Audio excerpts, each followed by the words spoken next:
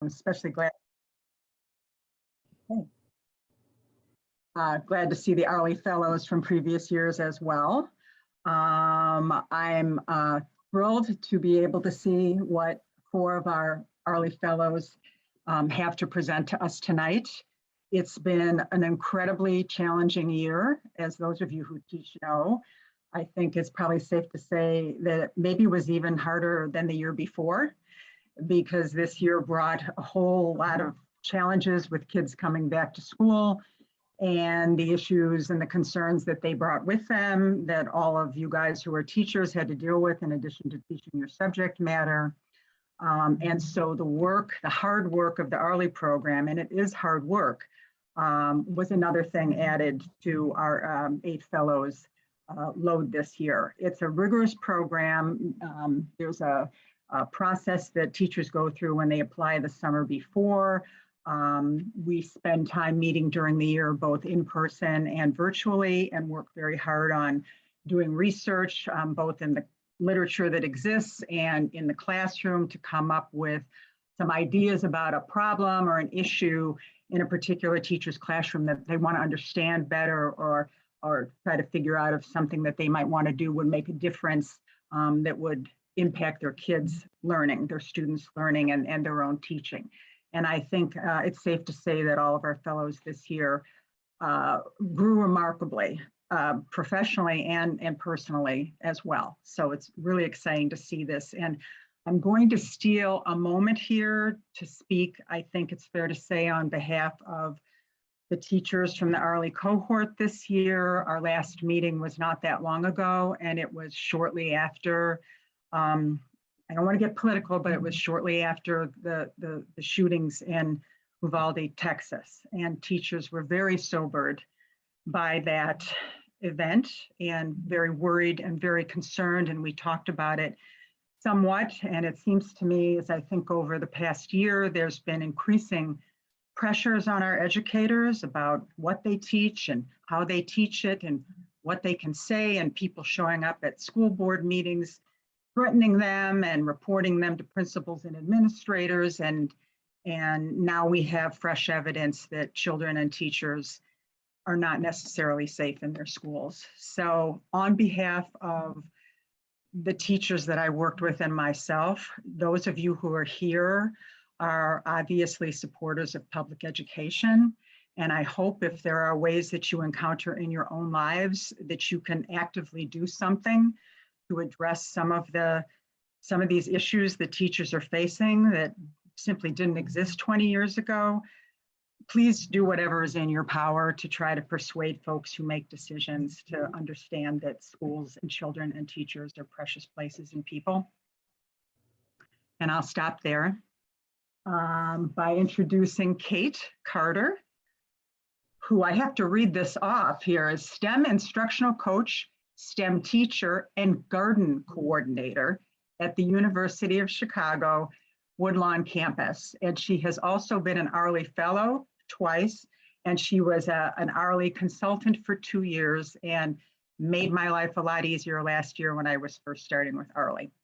So I am very happy that you're going to be here, not only because it's good to see your face, but because you know what you're doing as far as technology goes. So I will turn it over to Kate, or no, I guess I'm going to introduce the first presenter and then turn it over to Kate. So our first presenter tonight, Katie, are you ready? Katie, the 5th and 6th grade English language arts teacher at Polaris Charter Academy in the West Humboldt Park neighborhood of Chicago. And she has been working on text-based discussions with her students and how to use those to deepen engagement in her ELA classroom. And I'm very excited to hear more about it. So there you go, Katie. Okay, I'm going to share my screen because this is Zoom and that's what we say when we share our screen. Okay. All right. Good evening, everyone. As Deb said, my name is Katie Sason, and I am presenting my research on leveraging text-based discussions in the middle school ELA classroom. I'd like to start by giving a quick overview of my school and my students. I teach at Polaris Charter Academy, which is on the west side of Chicago. We are an EL education networked school, which was previously known as expeditionary learning. Our students primarily learn through what is called expeditions, but in other contexts, you might call them project-based learning. We're a kindergarten through 8th grade school with the 5th through 8th grades departmentalized middle school. And I teach 5th and 6th grade ELA, or English Language Arts. There are 2 crews per grade level. In 5th grade, there's crew 307 with 16 students and crew 309 with 18. In 6th grade, there's crew 306 with 23 students and crew 308, which is pictured here because they're my home crew or my homeroom. And we currently have 18 students rostered in that class. The majority of my students have been attending Polaris for at least 3 years, if not since kindergarten, although we have had a handful that have joined us in the past few years as well. So to begin to talk about my research, I'm going to start by spending a few moments talking a little about myself. I have a bit of a reputation when it comes to reading. I think this comes from how visible I make my reading life on social media. It really is a part of my personal identity. I post a lot about books that I've completed, my goals for reading, and because of this, I receive messages all the time from adults telling me things like, "You're the reason I got back into reading." I also started an unofficial staff book club at Polaris a few years ago. This is some of us with an author of a book that we read. And it's still going strong to this day with both current and former staff members. I made it clear that book club is a low shame. You can attend whether you've read the book or not. And book club has been really important to me. And the messages like the ones that you see on the screen right now just mean so much to me. And so what I'm trying to say with all of this is that I have found great success in engaging adults in reading and in building a reading life. And something that I've grappled with in my decade of teaching reading and writing is how to have this same success with my students. As we approached this school year, coming off of 2 years of disrupted learning due to the pandemic, engagement was even more so than it already is at the forefront of my mind. And so my original thought going into this year was that I should replicate the success that I've seen by implementing book clubs in my classroom, right? Well, it didn't exactly work out like that. Teachers have a lot of autonomy over curriculum choices at Polaris. However, over the last several years, there has been some serious gaps in what is being taught in literacy. And so a way to align literacy practices this year was that we were going to begin using the EL education ELA curriculum. And so that kind of put a pin in my plan for book clubs. And so I started the year with the ELA curriculum. And my teacher journal from September shows how hard I was grappling with this curriculum. Not only was there not enough time to fit in book clubs, but both the students and I were really, really bored.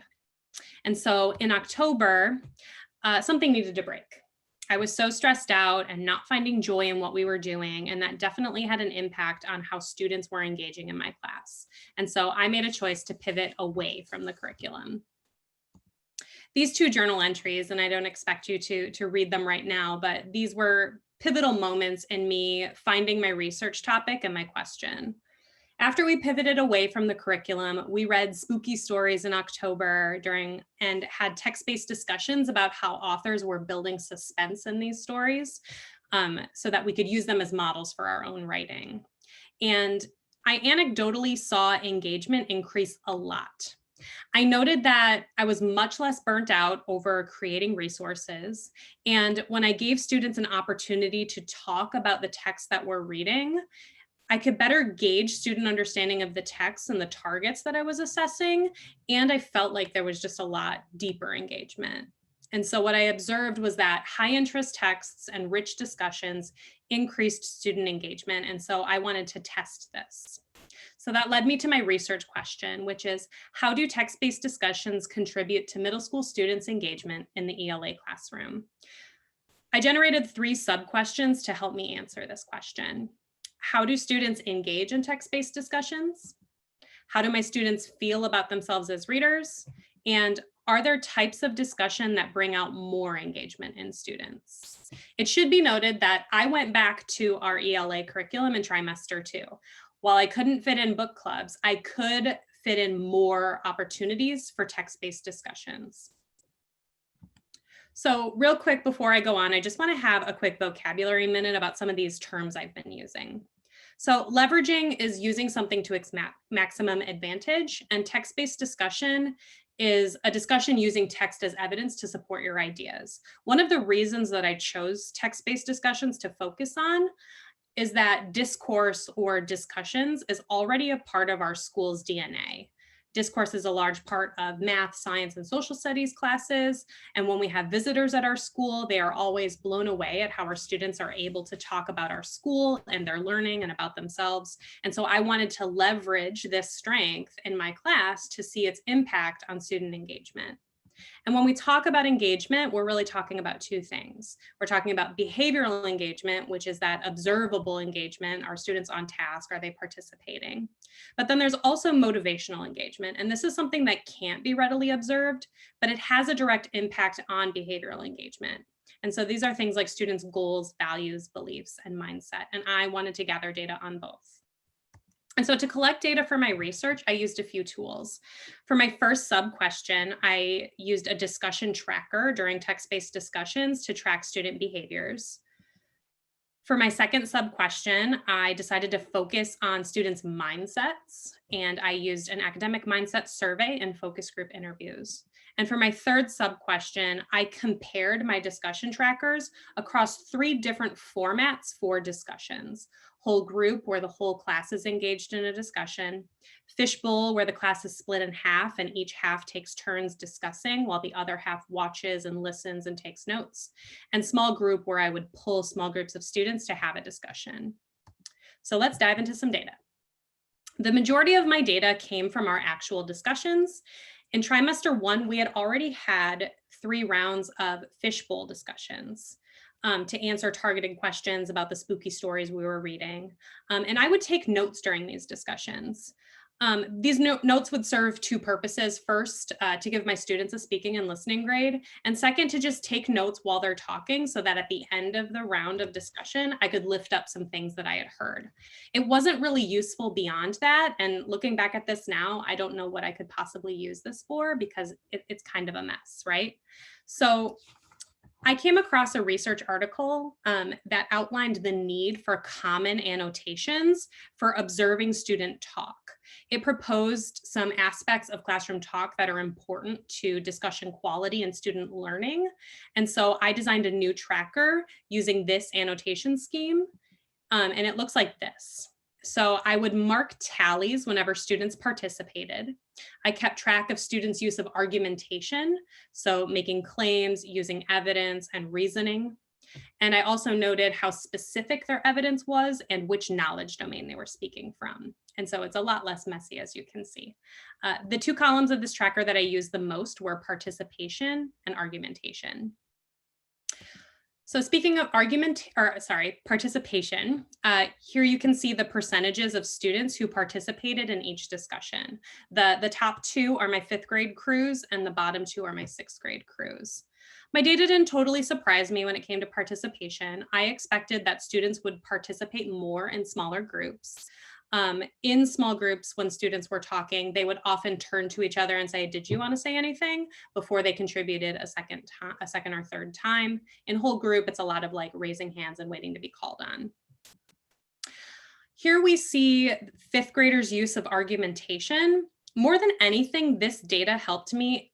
It informed my teaching between the discussions. I found a few things that matched up with what I mostly expected to find.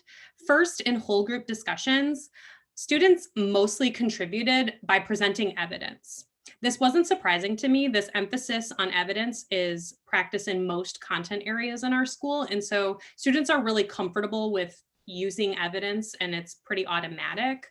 But to that end, I could see that very few students would begin their contribution to a discussion by making a claim or answering a question. Instead, they just jump right into their evidence that answers the question.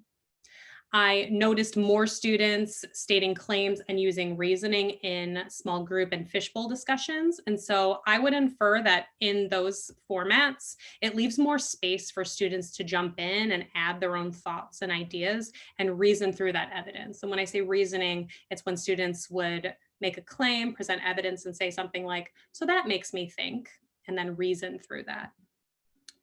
Sixth grade had similar data with a few notable differences. First, there was no evidence of reasoning at all in whole group discussions. And then during our fishbowl discussions in 308, 100% of my students made claims. So they started their contribution to the discussion by making a claim. And again, like with fifth grade, I noticed that the highest levels of reasoning were in the fishbowl and the small groups. In addition to how my students engaged or showed up in a discussion, I was interested in how these discussions would impact their feelings about themselves as readers, particularly those mindsets towards reading.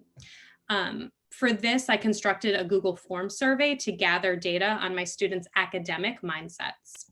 The academic mindsets come from the work of the University of Chicago and Dr. Camille Farrington, who found that the most direct way to improve students' academic performance is to improve their academic behaviors.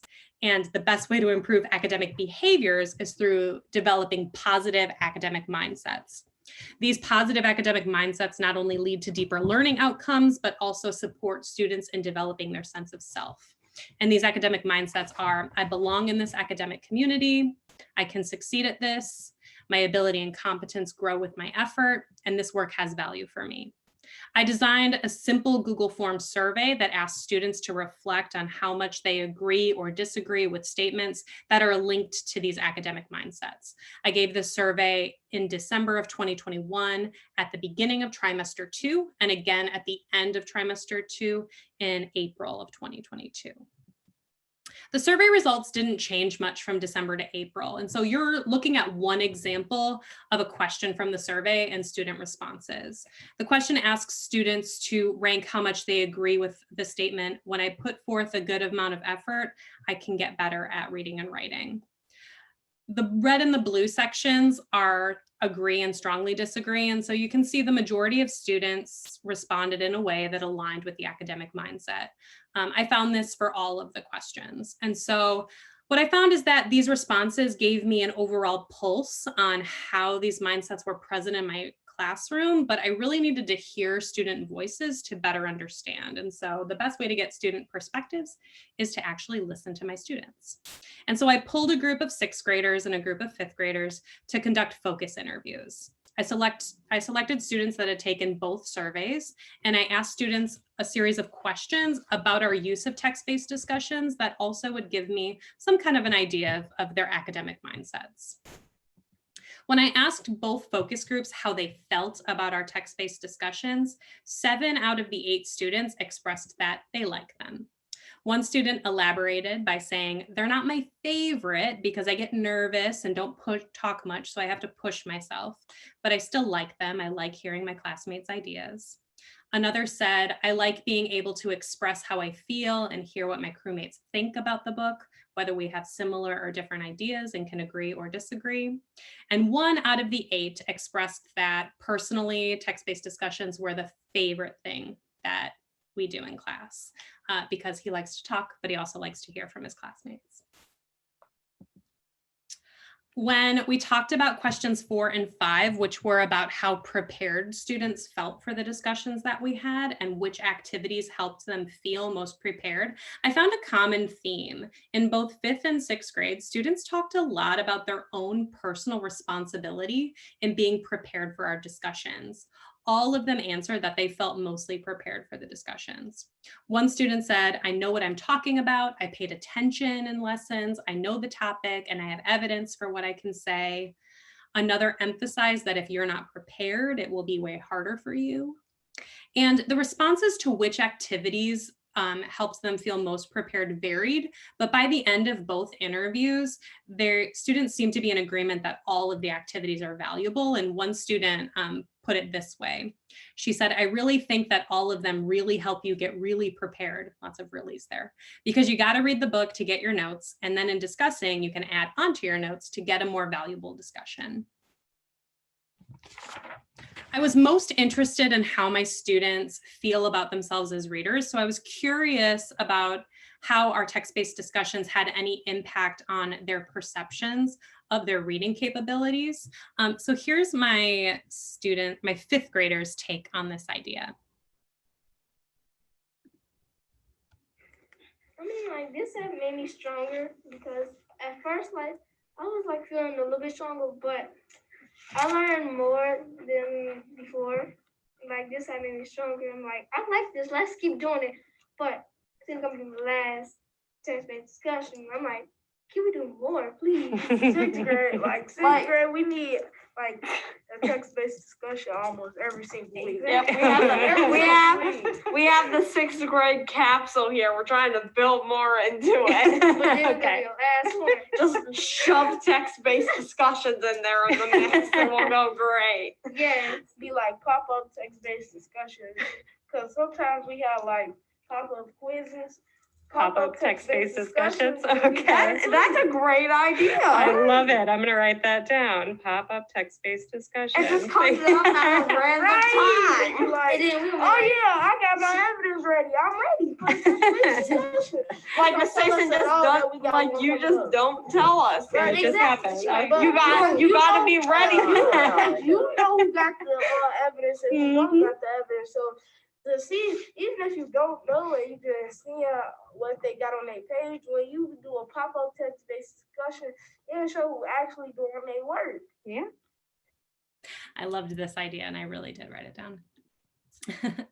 My final sub question was, are there types of discussions that bring out more engagement in students or particular students? And based on my behavioral engagement data from my discussion trackers, I saw the highest amount of participation in small group discussions, with the exception being Crew 308 with 100% participation in Fishbowl.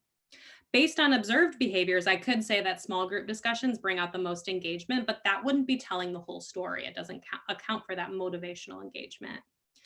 In both of my focus group interviews, when I asked the question, which discussion did you like the most? Students overwhelmingly said that they preferred fishbowl discussions. And here's a small glimpse into why.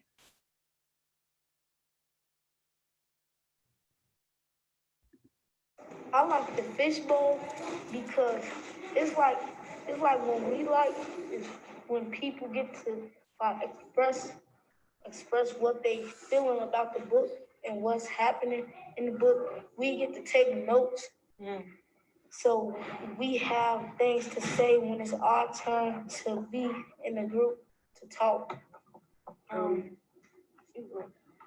you. I say fishbowl as well because I like going, like when I'm on the outside, I can hear the people who are in the inside's ideas. Now, when I'm in the inside, I like the fact that they can hear what I'm thinking. So it's kind of like a 50-50. But yeah.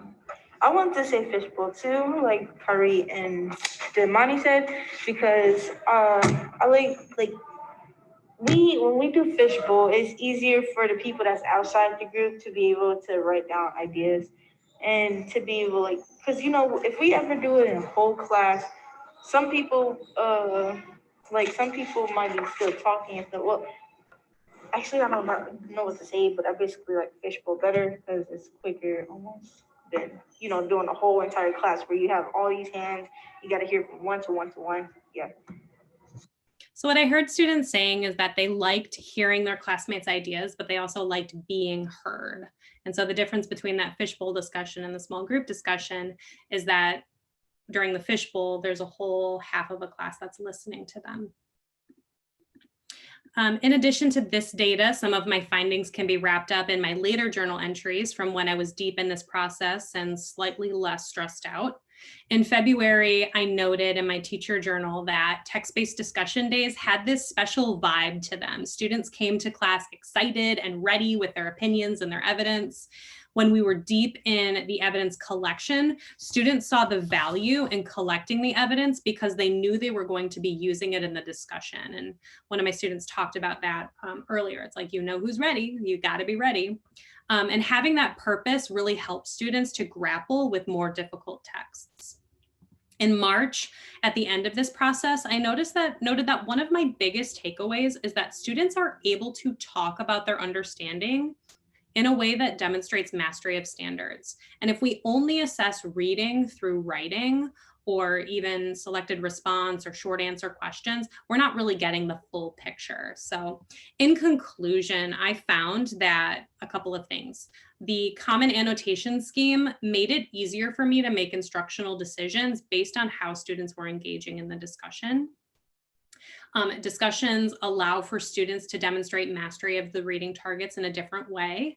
And the smaller the group, the more behavioral engagement. Although students prefer the fishbowl model because they like to hear more about what their classmates are thinking. And last, kids get excited about text-based discussions, as you can see in these quick quotes from my journal over here. One of my students, when they realized it was text-based discussion day, was like, oh snap, I forgot it was text-based discussion day. I love me a text-based discussion. And one of my crews cheered on the way into class when I said it was text-based discussion day. When it comes to policy recommendations, there's a few things that I would advocate for. At the teacher level, I would identify the need to analyze curriculum assessments, specifically how is reading assessed in your curriculum, and to design instruction to use periodic text-based discussions to set purposes for reading, assess reading skills, engage students. If I use my student's suggestion, I would say once a week. At the school level, I recommend providing professional development opportunities for teachers in using text-based discussions in all subject areas, and analyzing how reading, speaking, and listening standards are currently being assessed within your school's literacy curriculum. At the national level, I recommend requiring teachers to use multiple modes of assessment for reading skills rather than just writing or selected response. And I think it's past time for us to revisit how literacy skills are assessed on high stakes tests. So thank you for listening. I am really proud of this work. What questions do you have? We need to all give Katie a round of applause. I am interested in taking all of your research and bringing it back to my school. So I was screenshotting some of the things, and I may be asking you for your presentation as well.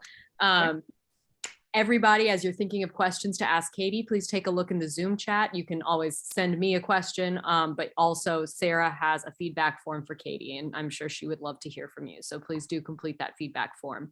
A first question for you is one around coming back from pandemic learning or pandemic Zoom learning. What was that like? Doing this work that is so students needing to listen to each other, respond to each other, after a year plus of the ability to mute yourself and walk away. How did this feel compared to what it would have been like pre-pandemic? But just in general, I'd love to hear a little more about that.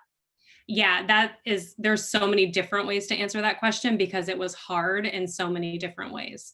I'm grateful that, like I said, discourse is a big part of our school's DNA already. So my students, especially students who have been at Polaris for a long time, are used to talking to each other. And so from like kindergarten up, like they know the discussion moves and saying things like, I want to agree with so-and-so, and I want to build on this person's ideas. And they love to talk. And so I found that focusing on text-based discussions and having more discussions helped with some of that. Like in pandemic times, they could talk whenever they wanted, whenever, no one was raising hands really. And in a Zoom, if someone was talking too much, I could mute that. So I do think that this helped with that. But it was hard. I don't even know how to begin to answer that question beyond what I just said.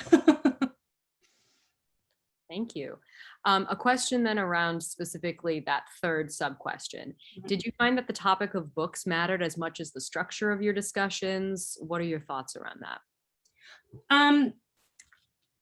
I think high interest texts matter a lot, just in general, but we read both our novel that we've been reading throughout this unit where I was collecting data is really engaging, but we were reading supplemental texts that were really complex and difficult at the same time. And so I think the topic itself intrigued students, and so they were willing to grapple with those more complex texts. But and with the different formats, yeah, I don't think the text didn't matter as much as like students being interested in the topic, if that makes sense. All right, thank you.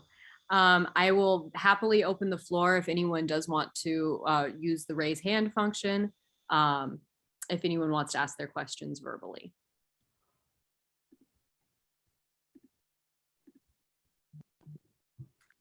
Sky Black, who I think maybe works with you.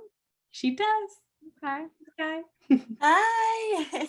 Wonderful job, Katie. Thank you so much for sharing that. I know you worked really hard all year long on that. So I had a question about the small group discussions that you did. I noticed, you talked about how engagement was really high, and I was wondering how you selected those small groups, if they were strategically, you picked certain students to be a part of the group, or if that was, just at random, or if you did that by reading level, or how did you pick those groups? Yeah, that's a good question. And to be honest, the answer is, at the time I was doing those small groups, we had terrible attendance. So it was really just a matter of like, who was here that week. And so I would just pull students at a certain time. The only like strategy I really used is like mixing students for other kinds of behavior, because as you know, as a teacher, like when you're meeting with a small group, you got to be like, the rest of the class has to be doing something else at the same time. So that was the only strategy I really used. Otherwise, I just pulled students that were there that day. Awesome. Thank you. And Neve, I think it's just my name.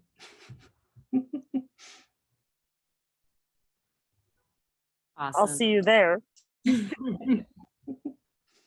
Beautiful. Well, Katie, you have many kudos in the Zoom chat. I want to give you a chance to read through those, as well as how you're inspiring people to think about what reading can look like across the grade levels. So again, we can all feel free to unmute if you want to applaud her. We can do all of that. I will clap as loudly as I can on this side as well. Thank you so much, Katie. Thank you all so much. And at this time, we're going to shift gears and think a little bit about science, but it's going to be, again, we had text and talking. We're going to be thinking about two things in conjunction and how they can support each other. Deanne Victoria Milton is a science teacher and an artist, and she is going to share with us how she has looked at incorporating arts into her science classroom in order to support student engagement. Deanne, take it away. Hello, everyone. How are you? I like to get a read of the room. If you have your camera on, can I get a thumbs up if you're feeling great? Thumbs sideways if I'm okay. Thumbs down if it's the worst day ever.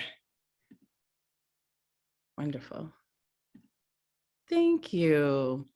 Okay, so I am going to share and get us started. Oh, wait, I started the slideshow before I shared my screen. My apologies. Everyone can see that? Awesome. Here we go. So the name of this presentation is The Heart of Science. Again, I am Deanne Victoria Milton. I'm a middle school science teacher at Art in Motion. Oh, there we go.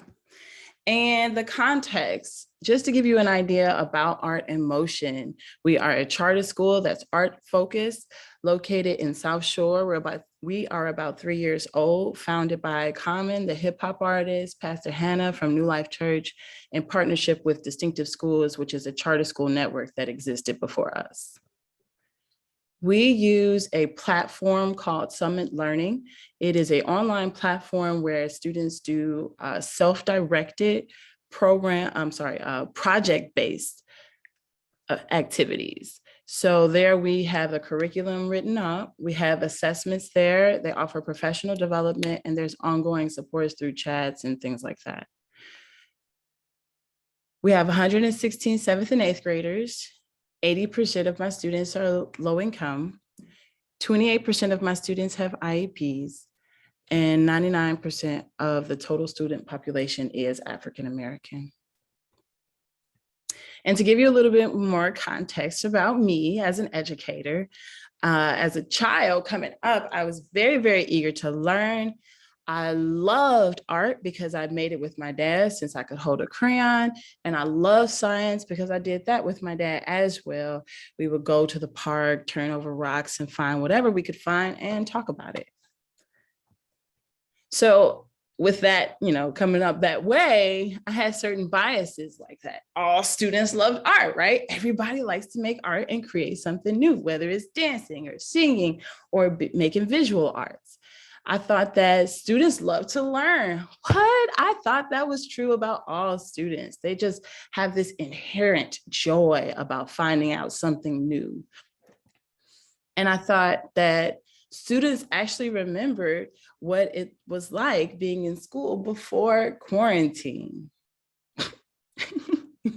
What I found was that students were interested in specific things about art. For example, when asked, students would say things like, hey, actually, there's no art here. And we hadn't had visual arts until semester 2. However, they had singing, choir, they had piano, they had dance, but they didn't consider that art. They were specific. They wanted visual art. And students love to learn about the things they're interested in, like what their friend was doing over the weekend or where the new shoes are coming from this season. These are the things that I heard conversations about early on. And not only did students forget what it's like being back in the school building, so did teachers. So thinking about all that, thinking about what it was like being on a computer for most of last year, teaching, coming into school, I had to think about, one, what was I going to do as an educator and who was I looking to educate? So let us meet a few of my focus students. There's Ron, who's a diverse learner who loves art, but is not necessarily engaged in traditional learning. There's DeMarcus, a diverse learner who likes to play guitar and is pretty eager to learn new things. And there's Jason. He's not a diverse learner, but he enjoys poetry and easily distracted by his peers. And then to get a general read about how students felt about the classroom culture, I would ask the entire student population through questionnaires and surveys. But there's a slide missing. There we go. But first, what is science arts integration? Next generation science standards are something we have to pay close attention to when we are assessing our students in science classes. Through these standards, we assess our students practicing cognitive skills, for example, asking questions, identifying patterns and relationships. We make sure we study content like structure and properties of matter and chemical reactions. And we practice cross-cutting concepts such as patterns, finding cause and effect, and scale and proportion and quantity. So research on arts integration has historically been science activities that are carried out using the integration approach, in which teachers encourage them to use the elements, them being the students, of visual art to understand science topics. So what that looked like was using visual arts to create models and make notes. But I wanted to see, what did it look like if we used art to conduct science experiments? I wanted to do this because art can help students better understand science, promote creativity, and help students develop cognitive skills, which will then naturally prepare children for the future they are living in. And just to provide some clarity there, cognitive skills are thinking skills. That's our ability to ask questions and identify patterns and relationships. I also did a questionnaire at the beginning of the year to find out what students were interested in, at which point I found that 80% of my students love some form of art, whether it was dance, cooking, visual arts, whatever it was, 80% of them enjoyed art. And of course, being at an art school, teaching science, it only made sense to integrate these courses and allow students to learn holistically. So what the methods were that I used: students did sketch notes, they practiced cognitive skills using art, and they used art to run experiments similar to the one in this picture. From the picture you saw before, we asked the question, what happens when we mix red and blue? We then went through creating a hypothesis, creating a procedure, gathering data, writing an analysis, and drawing a conclusion.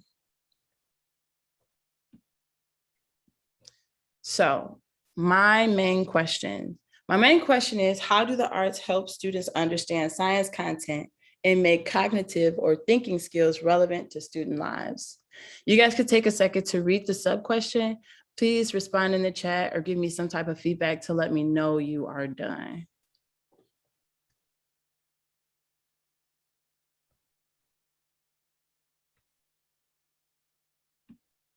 Oops, my apologies.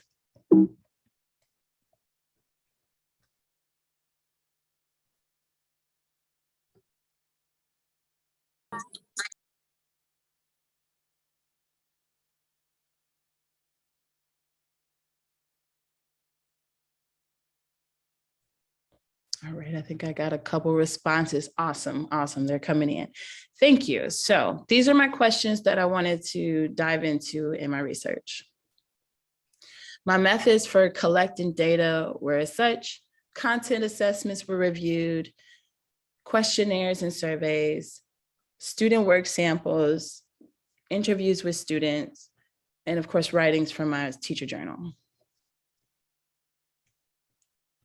So the first question was, how do the arts in the science class impact students' perception of the science class environment? We're going to take a look at some quotes. And this artwork was created when we were exploring gravity, mass, and force. So students had done this activity without art, and then they had done this activity with art. And after doing this, this student has stated she had already done this assignment, but she liked doing it. So she was doing it again with a friend of hers who had not done it already. Another example of the art in science, we made a scale model of our solar system. To which, when asked which activities Ron enjoyed, he responded that he enjoyed the Etienne thing. Etienne was the name of the asteroid from the project.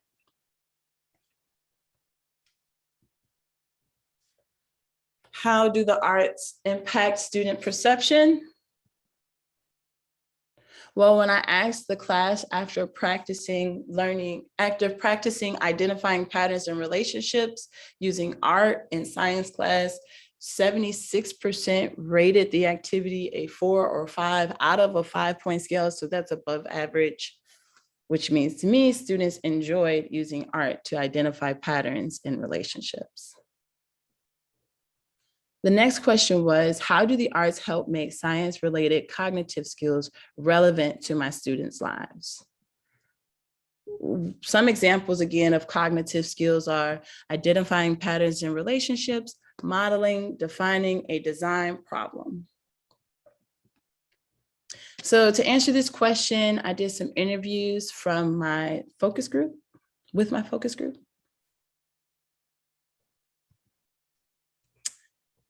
In March, Jason stated that the cognitive skill that he practiced in science class was identifying patterns in relationships. And when I asked what situation in his life he could use this skill, he said he could point out how things were similar and different. When I asked him this again,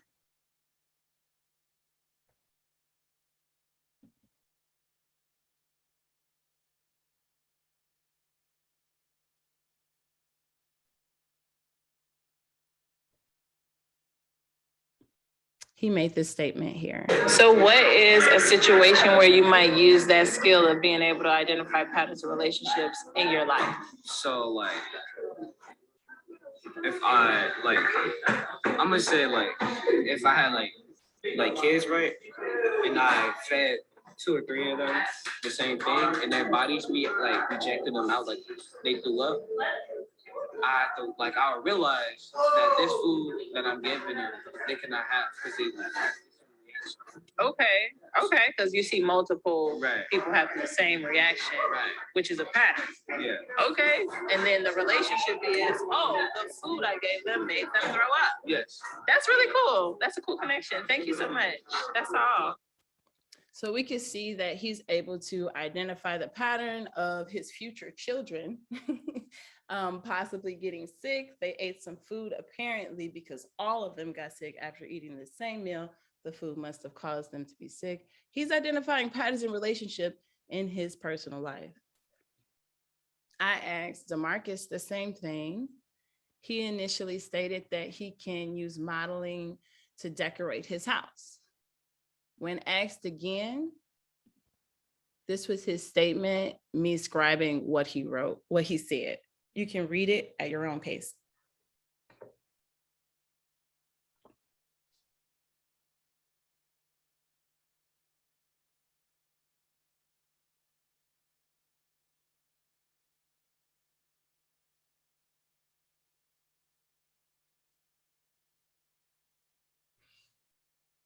And once you've read it, just respond in the chat or give me some type of feedback.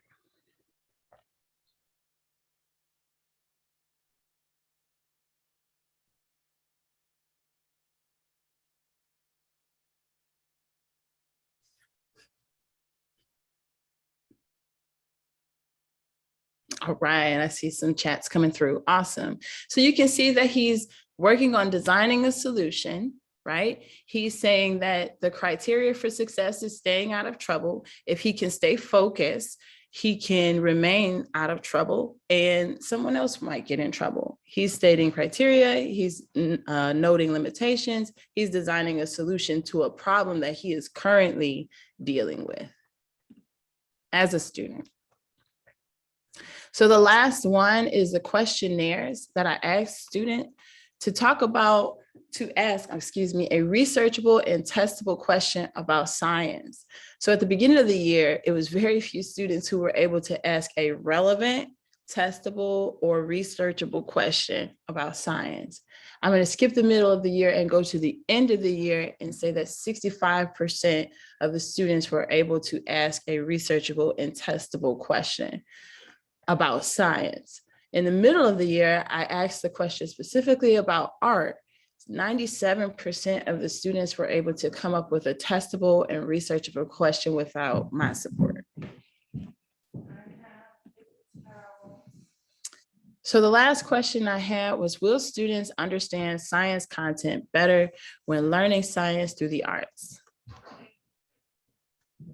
I looked at my focus group first for content assessments. I gave them notes. Remember I mentioned us writing sketch notes? Well, initially I would give them notes with a bunch of words and to define and sometimes pictures, but not much. It was more like diagrams and tables and charts and things of that nature. I then would give them notes that included pictures and conversations. So as we drew these pictures together, we talked about it, we read things, we did things a little different as far as students were more engaged in the creating of their notes. It wasn't just them scribing what they saw, but we were drawing it out together. After doing that, I noticed that students would either try the assessment and not pass it or not try it at all because they did have that choice. And with the word notes, students would not pass or not try. With sketch notes, they would try more and pass more. What other trends do you guys see? I'm gonna open up the chat because I'm curious, are y'all seeing, how are y'all perceiving this?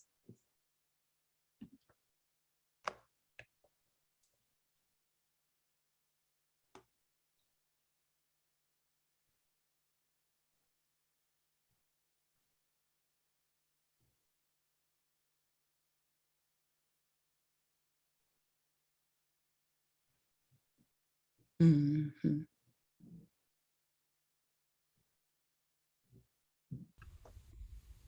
It looks like for DeMarcus, when it's word notes, well, it looks like he did exceptionally better when he was allowed to use sketch notes. From 4 in January to 10 or maybe more than 10 in April and in May. Yep. And Ron, I noticed his confidence, like just talking to him, I would ask him, because they have the right, the way Summit is designed, it's self-directed. So if they refuse to take the test, it's not like we can say, I mean, this is the way it is anywhere, but we can't be like, oh, you better sit down and take that test. So Ron would literally refuse to take the test until he got pictures. That was one thing I noticed.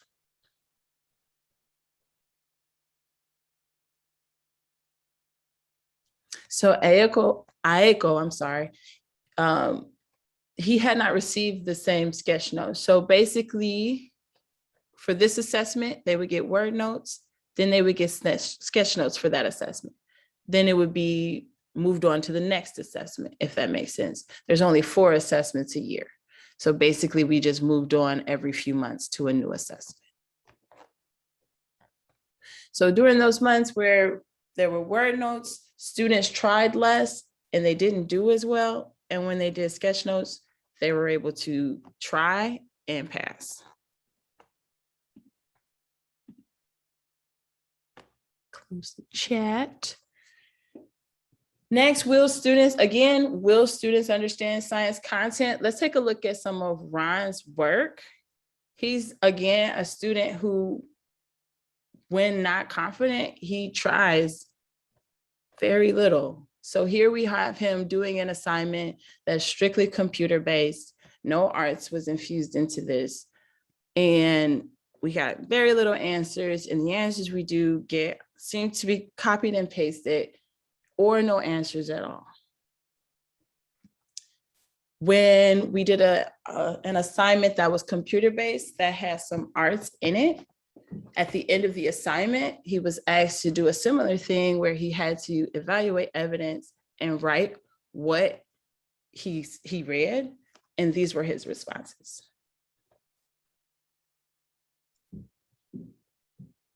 On the left, you'll see the evidence, and on the right, you see his response to the question to sum up the evidence.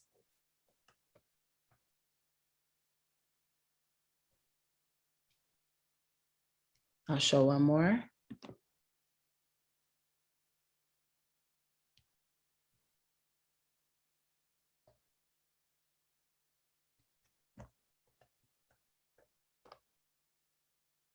Okay. So finally, will students understand science concepts better when learning science through the arts? Throughout the year, there were 4 projects.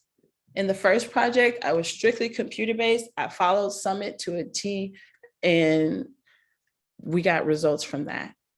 In the second project, it was computer-based with Summit, and I integrated some arts into it. By the third project, I was burnt out like most teachers. So I went back to what Summit gave us, and it was strictly computer-based. In the fourth project, I was so sick of computers. I said, hey, everybody, close your computer. We are doing hands-on only, and we're gonna make art through the process. And this is what I found. In project 1, it was strictly computer-based.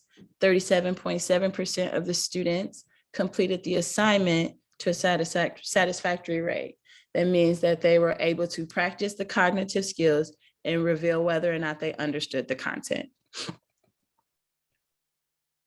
When I did computer-based with arts, 67.2% were able to do that. In project 3, when we went back to the computer, 30.4% of the students were able to complete the computer-based assignment at a satisfactory rate. And then by project 4, 80.4% of the students were able to complete the hands-on and arts activity. And as of today, all of the students, 100% of the middle school have completed that activity at a satisfactory rate.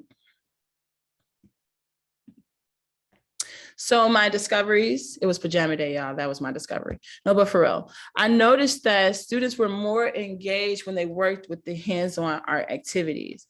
I even took a tally some days when I would give them things that were tangible, like printouts, or if they had to make something, or we did a color day where we went through different reasons why we see color and so on and so forth.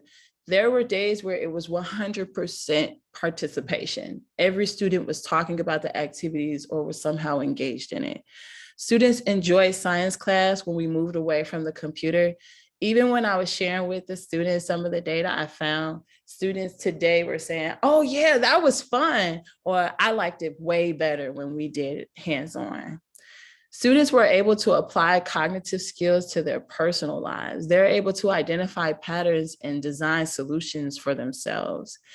And frankly, art helps students to understand content. So some recommendations, I would say that there should be more arts integration in general everywhere.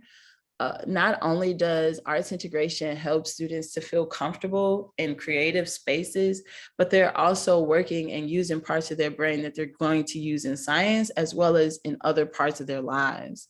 Schools should provide opportunities for teachers to collaborate on bringing art into the content area classes with artists, with other teachers. There should be much more collaboration and time and opportunities for teachers to do that. And really, we really need to shift the schooling industry as a whole, because if this year did not reveal anything else to everyone here, the school system has a lot of holes in it that need not just repairing, but a redesign. And so there just needs to be a dramatic shift in the schooling industry, and to go on and on and on about how the nation needs to do that. I think us as the presenters here are giving examples on how we can do that as a nation. So what I will do next is look towards providing more science and arts integration opportunities for my students, and also thinking about how to teach teachers to provide those opportunities for their students. So I want us to imagine really quickly, if you can get comfortable, I don't know what the volume is where you are, but get comfortable and seated and take some deep breaths. We're going to pick up our shoulders and roll them back so that our chest is forward and that we are relaxed. I'm actually going to stop sharing so you can see me. We're going to take some time. If you can close your eyes, go ahead and do that. If you cannot, leave them open and just remain with a soft gaze, staring at nothing in particular. We're just going to imagine something a little different than maybe some of us are seeing in the classrooms around the city.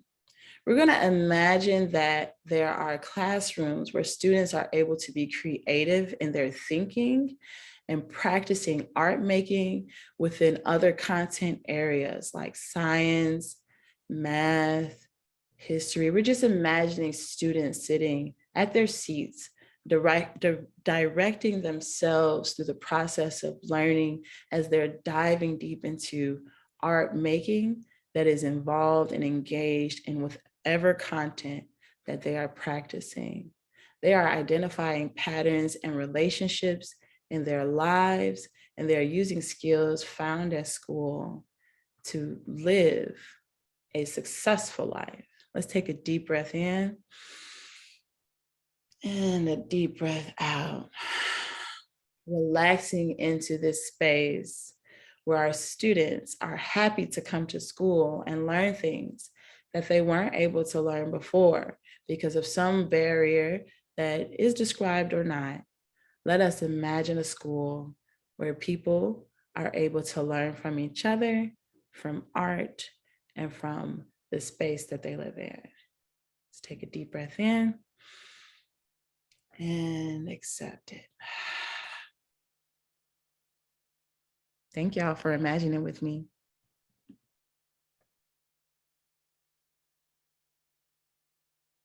I agree, Jose.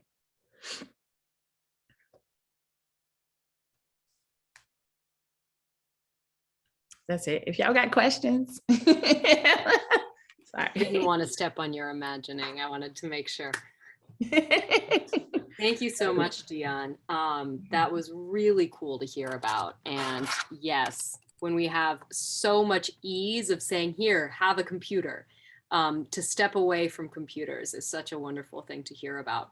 I have a selfish question because I'm in a school that the middle school does not have a visual art teacher. We have a theater teacher who incorporates performing arts, but we don't have a visual art teacher. And so in thinking about arts integration and supporting science teachers, I heard you start to allude to this at the end of like, you want to support more science teachers around this, but what recommendations do you have for a science teacher who may say, oh, I'm not artistic, I'm not crafty, any of those things that you may want to debunk in different ways. What would be your recommendations for them to begin finding those hands-on and artistic ways to work with students? So as a teacher yourself, you can think about like just basically reframing your thought process about art and science, because number one, we're all creative. That's just it. There's no not being creative as a human being with the processes that we have within ourselves. We make things all day. So we got to debunk that idea that it's possible to not be creative. Then from there, we can start to reframe, like in the same way that I reframe the art making, where we have a procedure and we have to analyze the data and we come up with a hypothesis, thinking about, well, how can I try an art experiment that is actually a science experiment? Where it's not necessarily thinking about how can I make a painting with my students, but how can I use the creative process of art making to do science? Thank you. Mm-hmm. Thank you. I'd like to open up the floor. Feel free to throw any questions into the chat, as well as if you want to raise your hand and ask any questions. As you are doing so or thinking through that, please also take a look at the feedback form that Sarah has just sent for Dion. We want to make sure that we give her some feedback.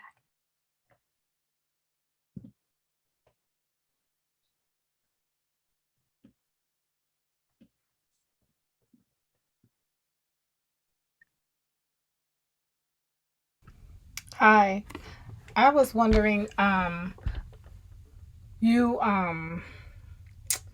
how did you like find the art projects and make sure you stuck to the NGSS standard for your grade level, or did you like how difficult was that? So basically, So what I did was when you go into Summit, it actually provides a lot of information, including each project has a certain set of cognitive skills and content that's supposed to be assessed.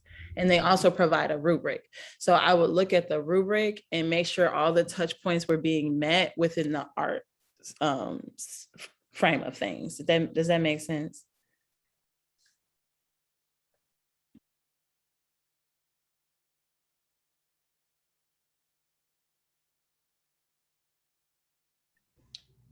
Sketchnotes is such a cool idea. And I was wondering, just like from observing, like on the days that students were actually taking the sketch notes versus the days where you were having them take traditional notes, did you see more student engagement those days too? It was funny because sometimes, like, so some days they would want me to just write it out. They're like, oh, we drawing pictures again. I don't want to draw. And then some days they be like, oh, like once DeMarcus was like, what did he say? Man, you got to look at your notes. You got to look at the notes with the pictures. That's what helped me. And I just so happened to be walking by when he said that. So it was just like, sometimes it was great. The engagement was wonderful. And then sometimes I think it was just depending on the day. They're like, not again. You go, Miss Milton, you gonna have us drawing. We can't draw like that. And it's the whole thing. Like, just draw the best you can, you guys. It's just some doodles.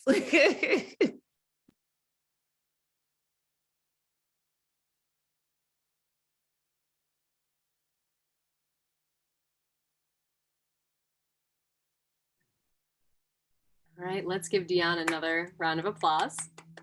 Thank you for sharing your really interesting work. We appreciate that. Thank you. Thank you.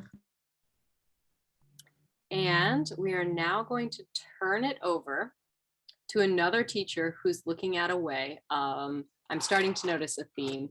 I don't know how the evening was put together, but it does feel thematic that we have this idea around student engagement, particularly important as we return to in-person school.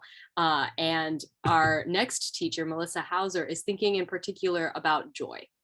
And what does it look like to have joy in the classroom, in particular joy for Black students, students of color, and what that can look like in the literary space, connecting to Afrofuturism. So I'm really excited to hear about this. Melissa, take it away. Thank you. All right, let me share my screen.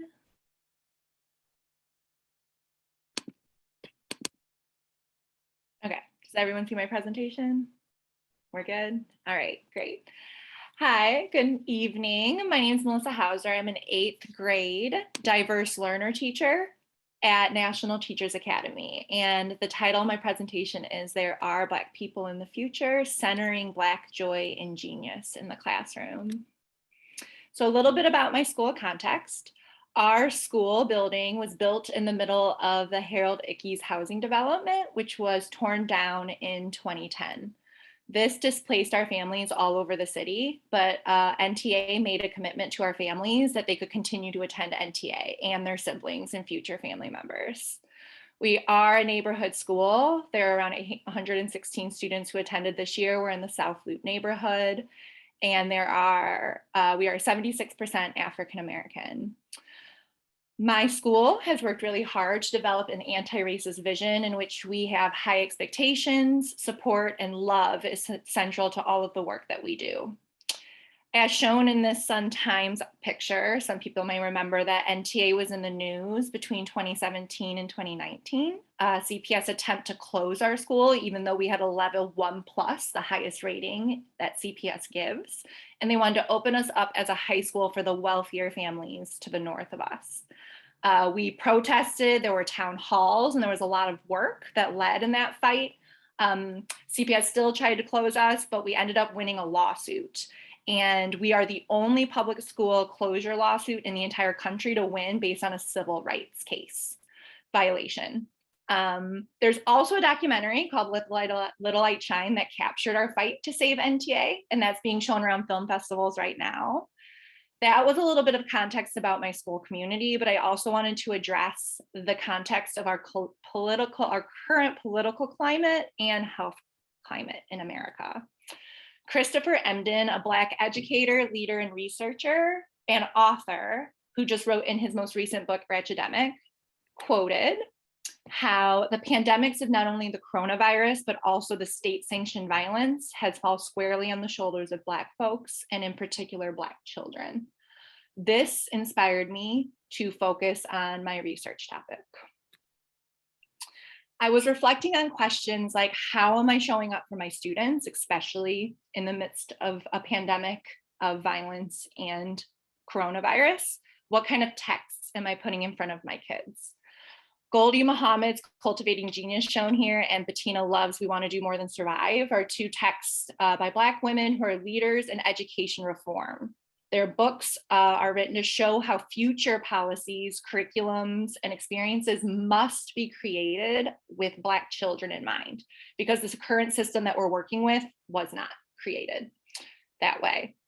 Black students deserve high standards, caring schools, culturally relevant lessons, and daily joy. As I was researching Black joy, I collected data from whole class student surveys. I had a focus group of around 7 students who I'll talk more about later in the presentation, as well as my teacher journals, reflection, and observations. So Goldie Muhammad was researching how to reimagine learning, and she came up with historically responsive literacy. She was examining Black excellence throughout history, and she came across these Black literary societies that were built, that were growing out in the 19th century. They were societies that were reading and writing groups that were meeting to develop literacy skills, but also to help their members think about how to make a better humanity for the future and for all people.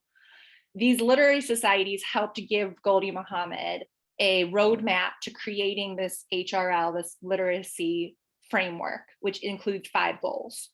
The first goal is identity. Literacy has to be focused on the expression of self.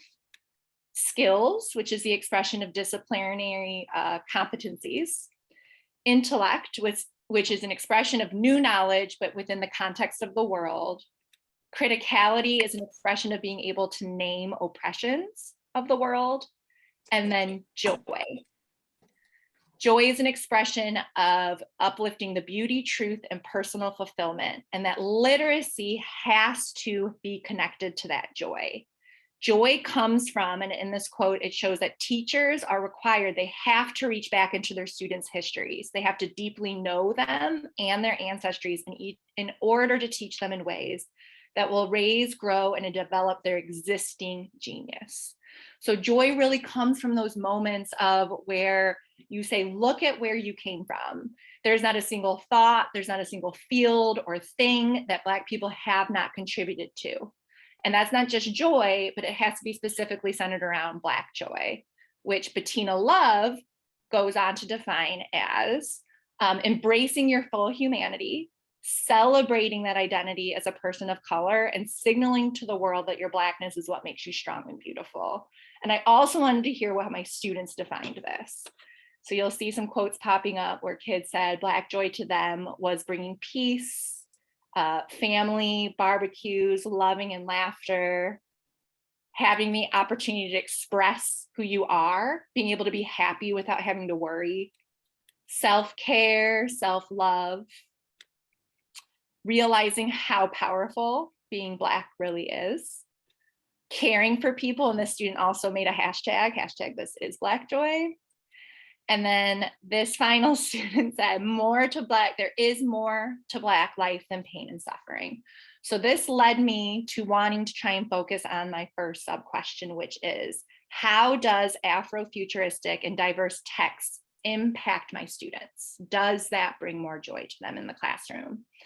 And I'm sure as you're looking at these book covers, you are noticing they all have one thing in common, and it is not diversity. These are texts that I was expected to teach over the years. They are all through the lens of a white author. And how could this possibly inspire Black joy in my children? So as Muhammad states, the world was very diligent in keeping Black stories hidden.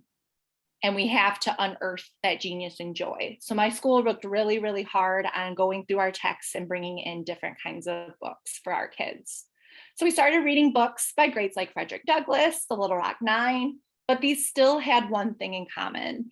They were all dealing with survival, with struggle, narratives that were steeped in pain or oppression, and that could sometimes, as Muhammad and Bettina love to, I'm gonna shout them out a lot in this, talk about how that could turn out to be the single story that kids hear, and that could strip kids of their joy and their self-worth. So joy, while these stories are very, very important to learn, there has to be a balance. We have to tell the truth. We need to teach that history, but we also have to talk about the greatness as well. Not just look at what happened, but oh my gosh, look at all that has been done. So I searched for texts that shows Black people thriving as well, not just trying to survive. So we had books that showed non-white characters getting to use magic, not just Harry Potter and Percy Jackson. Poetry that centered Black womanhood, people of color being the decision makers in these books. And Black joy, being able to incorporate that into my teaching, one of the ways that was also offered by Bettina Love was Afrofuturism. And for people who aren't familiar with that term, it's storylines that pursue what Black people can do, how they can pursue relationships and pleasure, but also illustrating the fact that they indeed are going to be a part of the future, that they are what you picture when you picture the future, and that there's a joy in believing in a vision for tomorrow and a different, better world. So I decided to collect some data from my kids because I had some assumptions of what I thought their experiences were. But I wanted to know how they felt about the kind of experiences that they noticed that Black characters tended to have in the books that we've read in the past. So in November, you're going to see that 14 students took this and 10 had said that mostly negative experiences or no experience at all. That's 72% of my class. But then in May, after we read all the other texts that we collected through this year, students experienced a combination of positive and negative. So it wasn't just negative, struggle, pain, suffering, storylines. But I wanted to know how this was going to impact my kids. So I wanted to know, oh, you'll see here, sorry, I have these coming up, how that changed.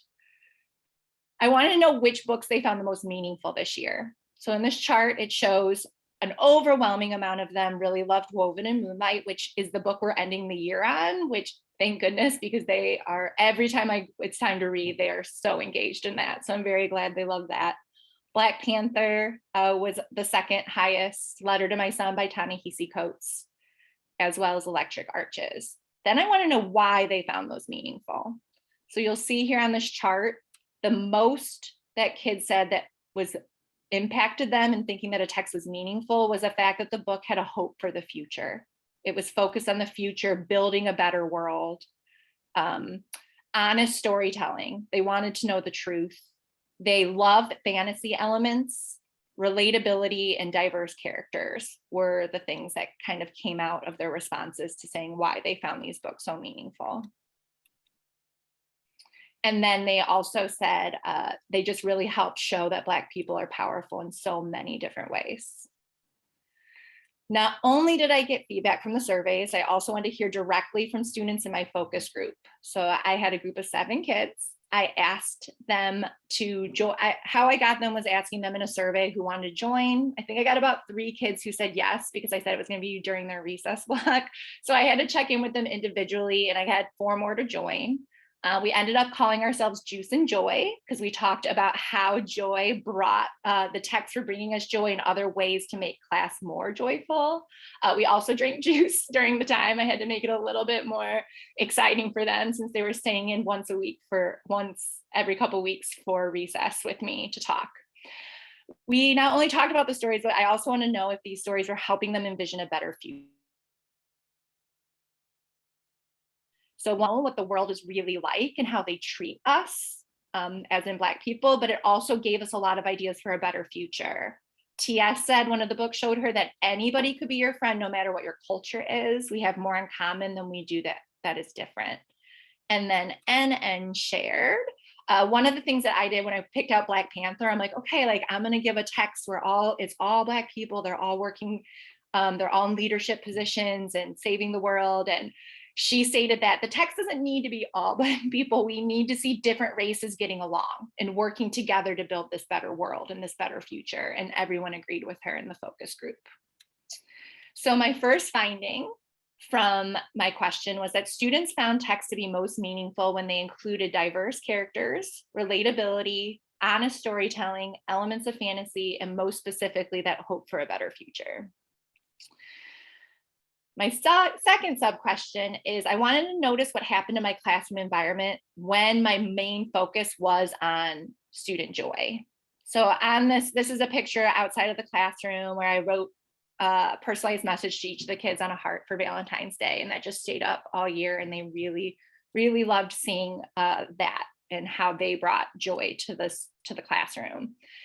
The thing that I had trouble with when I chose joy was I was really struggling with how I was going to measure that.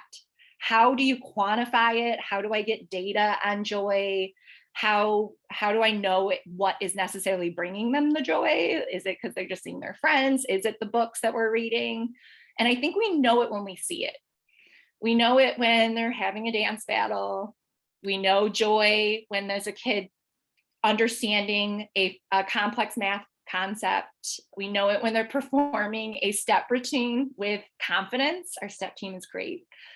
Staying after school for a fun study session. And then we all know what 8th graders love the most, picture day. That brings so much joy. But I needed more than just my observations of like, what is bringing them joy? So I wanted to get their voice of what that looks like at school. So during the survey, I wanted to know if reading class brought them joy. I actually stole this prompt from a former ARLI fellow, so thank you, Katie Hollerback, shouting you out.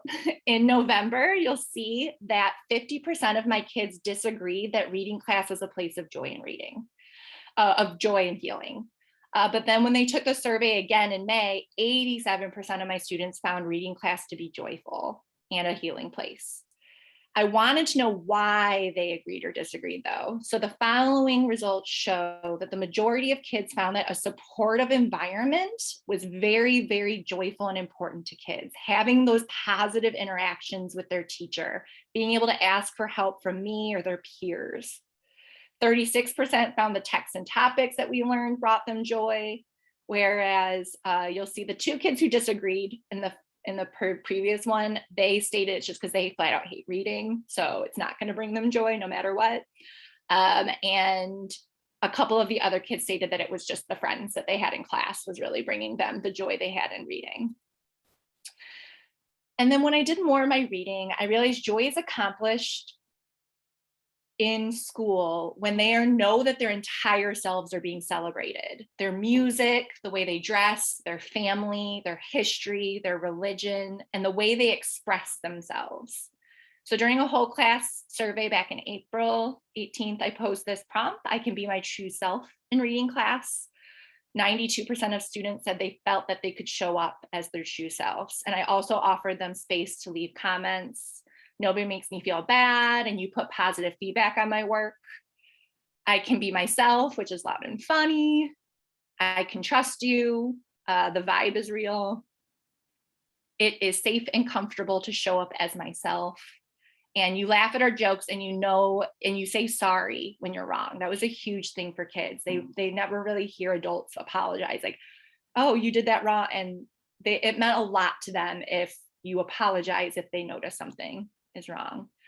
I wanted to see if that was impacting the level of effort, because one of the things as an inclusion teacher, a diverse learner teacher, I get to go with them to all of their subjects, math, science, social studies. And I was noticing they just were not putting in as much effort in their other classes as they were in the reading class. And according to themselves, 87% of students stated that they do put their best effort in, and they attributed to the level of support they felt like they got in reading class and the joy that they were feeling in class as well. Here is a response from my Juice and Joy kids. I'll play. I enjoy Juice and Joy because 1, we have discussions, the long discussions, and we tell how we really feel. And 2, we have a juice. Yeah, we be giving our opinions on how we feel. And we could just say how we feel about anything. It don't matter. Well, you don't get judged on how you feel about what you're talking about. I agree with both of them because I really enjoy it because our discussions and juice, like, it's not even just about the juice, it's really about the discussions, because we don't just talk about the stuff that we read or the future. We talk about Black Lives Matter like usual. She's sad. Yeah, I know. Oh my gosh, I'm gonna miss them so much when they graduate next week. So finding number 2 was that students who felt safe and comfortable can show up as their true selves in class. This impacted the level of effort that they were willing to put into their classwork, and that true academic educational success is when students are feeling heard, valued, seen, safe, and represented in the classroom. My third sub-question related to culturally relevant teaching and Black joy is, what is my role as a white teacher in this process? During the school year, I kept a teacher journal to reflect on my research, and I captured observations in class. And in this table, I started to notice trends when I went back and read through my journal. Interrogation of my own internal biases, intentional text and content choices I was making, moves that I did that I noticed were helping with relationships with kids, and then also just my personal frustrations with oppressive school rules and policies that were in place. So some specific phrases included: be comfortable with the uncomfortable, but also make sure you're questioning why something might be making me uncomfortable. Call out other teachers if you notice that they're not showing up in their best way for kids. How are you loving our kids? How are you showing up for them every day? refusing to let kids fail. That is the biggest anti-racist move ever. You refuse. You have high expectations for every kid and you refuse. Either that is offering extra work, calling families, staying after school, accepting late work, were all things that I was deciding to do to make sure that I was showing up for my kids. The policies I was really frustrated with was level 0, having to not speak in the hallways to each other in class. Incentives instead of community. So you have to earn your way to our floor party instead of you're just an inherent part of our community. So you get to go no matter what. It's not based on that. You're in our community, you should be here. And then just things that kids really talked about, like you always say good morning. Not everyone says good morning. Like good morning goes a long way to us. Smile, apologize when you're wrong again, laugh at our jokes, tell your own jokes, be funny sometimes in class. They love that. Play in those staff and student basketball games. Because I know I almost didn't go. And then I just saw the looks on their face and I actually was like, fine, I'll just embarrass myself in front of the whole class and school building right now. But they loved it and they talked about it till the end of the school year. And then most importantly, listen. You have to make sure every child knows how beautiful and how powerful their Blackness is, and that can bring joy.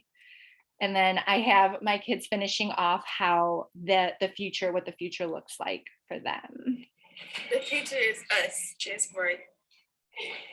The future is the class of 2022. The future is me. The future is accepting. The future is ahead of us. The future is black. Black. Black. Black. Black. Black. Black. Black. So my finding, this I felt was my strongest year of teaching. And I think it was more effective and rewarding because I did lead with the joy and genius of my kids. And another quote by Bettina Love, to be an effective teacher is to look at Black people, Black kids, and marvel at us. There is not one thing that we cannot do.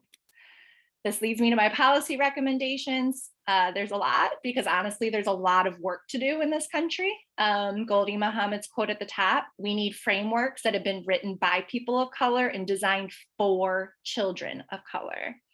Teachers and schools can audit texts. They can reimagine what teaching can look like with historically responsive literacy, interrogate biases, lead with joy, eliminate oppressive rules and policies. Districts create sustained professional development, shift hiring practices and teacher recruitment to include more people of color, redesign education programs that prepare teachers who are willing to disrupt oppressions, racism, sexism, all other oppressions. Nation, I agree with Dion, we need to shift public attitude toward a lot of things, including critical race theory and culturally responsive teaching. We have got to shift the nation and then again, fund public education. We need to fund it and we need to provide quality opportunities for everybody, regardless of race, zip code. And thank you. That is my presentation. I can stop sharing my screen, maybe. Thank you so much, Melissa. Yes, you already have many reactions in the Zoom chat. So okay, I haven't looked yet. I will give you a moment to look at those as I slowly introduce that your feedback form will be coming soon if it's not in the Zoom chat already. There we go. The feedback form is in the Zoom chat. So everyone can give Melissa some feedback that she'll have outside of the Zoom chat world as well. And when you are ready, I do have a question that came to me came via direct message to me during your presentation, which is around reactions from your fellow teachers at NTA. Have you had reactions? What have those been like? If you have, tell us about it. About this work specifically? Yes, and like the ways in which, you know, calling in teachers, pushing on teachers in a loving way, things like that. That is, so my school, I'm really lucky to work with a school who is very focused on anti-racism. And like one of the questions in our interview is directly related to that. So people have to interview around those questions in general, but there are still people who struggle where kids will be like, oh, do you love us? Are you going to miss us now that we're coming to the end of the school year? And when the kid's like, no, loving you isn't a part of my job description. And I'm like, no, it is. Like loving our kids is a part of our job description, especially if you are you look differently than them and you have a different authority lens because of white supremacist culture. So having to have those conversations with them, like, no, like I am going to do the things that I'm going to do. And I think like, look at how it's impacting our kids and that they're doing a good job. I've created a couple PLCs at our school where white teachers come together to talk about this stuff more often, but there are still people who really struggle with focusing in on the joy and not just wanting that top-down approach. We're like, no, they should just listen because they should listen. It's like, no, you need to build a relationship with the kids because they care about that, and it really impacts the level of learning they can do. If they feel safe, they can learn more. That's just science. Definitely true. Yeah. I'm going to open the floor if anyone has questions that they'd like to ask personally.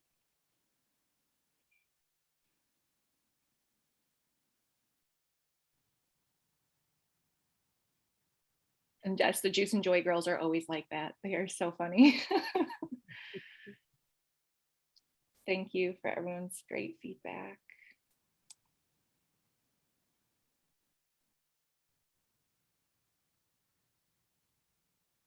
Okay, Katie. What was this like doing it as a teacher who often is working with co-teachers?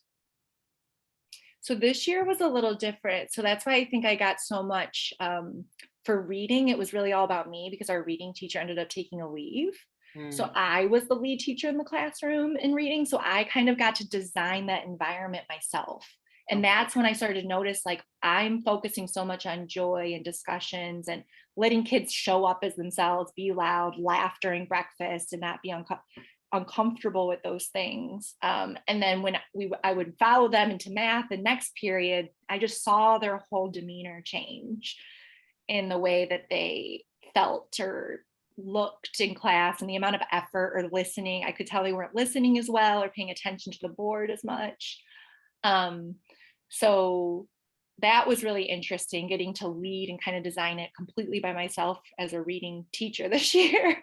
But the co-teaching aspect, I think I just have to always stand up for them. Like I advocate for them. Like if a teacher, because sometimes like, no, we're just going to skip this today because they weren't listening. Like, no, they need to hear it. Like, we're going to teach it today, or I'm going to host tutoring after school. I'm always going to advocate for the kids. Katie had a question. Oh yes, Katie, thank you for your prompt that I stole from you. Okay, great. Hi, Melissa. Hi. Good job. That was so fun to hear you present. Thank So kind of like other Katie in the chat, I'm curious, what are you most excited to teach again next year in terms of the text that you used or like projects that you did? Like, what are you most excited to have, to get to try again? They were so into Woven in Moonlight. Like I said, they are so into that magical one. So I'm really interested actually in maybe doing Children of Blood and Bone next year. I didn't teach that this year, but they just are so into magic. Like every scene with the magic and like and another culture and the dynamics in that book really reflect what we're going on in our country. It was two cultures that weren't getting along, and it was like judging an entire group based on the one person that did you wrong. So it really reflected nicely with what we deal with in real life. So Woven in Moonlight was great for that, but I'm excited to look for more magic books because they were all about fantasy. Thanks for the recommendation, Kate. Andy? Were you raising your hand or? Yeah. Oh, okay. Love the presentation. Thank you. Thank you. So I don't know if NTA is still AUSL, but I teach at an AUSL school too. And I know they're historically very much about control and teacher management. And so I just wonder what you would say to a new teacher who's kind of being trained in the ways of behavioral management from an admin, and how they could balance that with the need for joy in the classroom, which you've so greatly shown. Yeah, that's a great question because I was actually a mentor teacher for AUSL as well. And one of my things was there's some good stuff that they have, and there's a lot of stuff that's not great. And there's some things you're going to have to unlearn. There was things because I went through the program as well, and I had to unlearn things that I did that I was like, that was very wrong. And so I think I would just honestly, when I talk to my residents, I just, here's what they say and here's what reality is. And who are we listening to? Which text are we reading? When AUSL taught, it was from that Teacher Moves book, Teach Like a Champion, which is a white guy. And that's all they taught from. So it's like, why, like, let's teach from books and learn from books like Bettina Love and Goldie Muhammad, and make sure you're questioning who we're learning from in order to best serve our kids. So I'm kind of one of those people that just say it like it is. And I've actually approached AUSL about things as well. And I think they're shifting slowly, but not fast enough. Thanks, Andy. Thank you, everybody. Thank you again, Melissa. It is so refreshing to hear about this kind of work at the end of what for many of us has been a very hard year. And so this is a reminder that we can center those things that energize us just as they can energize the people, the young people that we work with. Many appreciations, congratulations. And without further ado, it is my pleasure to introduce Miriam Gonzalez, who was a fellow with me in the past. So it's really wonderful to have her rejoining us. And again, in this, I think what was really powerful for me, just hearing from Melissa around her own, kind of her own interpretation of herself in that space. Like so much of action research is about the teacher. Our goal is to be able to positively impact the young people that we work with, but really the only people we can shift are ourselves. And so for Miriam, getting a chance to read about your work, and that it sounds like so much of this was around mindsets for yourself. I'm really looking forward to hearing about this. Miriam was teaching reading when I last worked with her, and she is now talking about math and math mindsets. So really looking forward to hearing about this. Miriam, go for it. Thank you, Kate.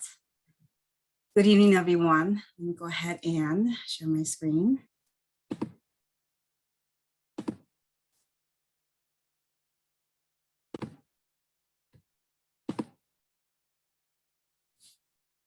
So this is using the open approach to address math mindsets. One math anxious teacher's journey using the open approach in a third grade classroom.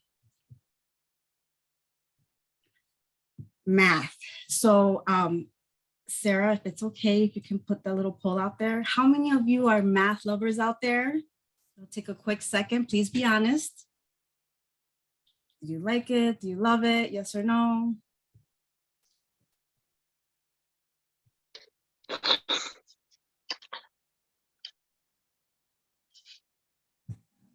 Just take a quick moment with that.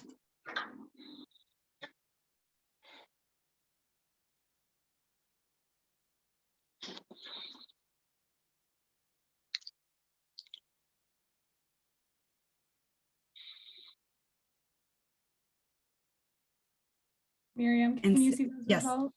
Okay. Yes, can you please show them now, please? Thank you.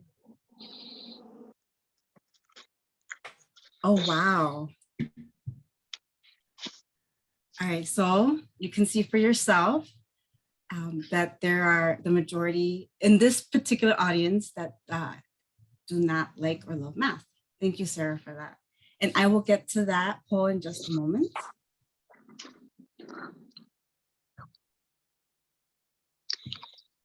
So I teach at Lorca School.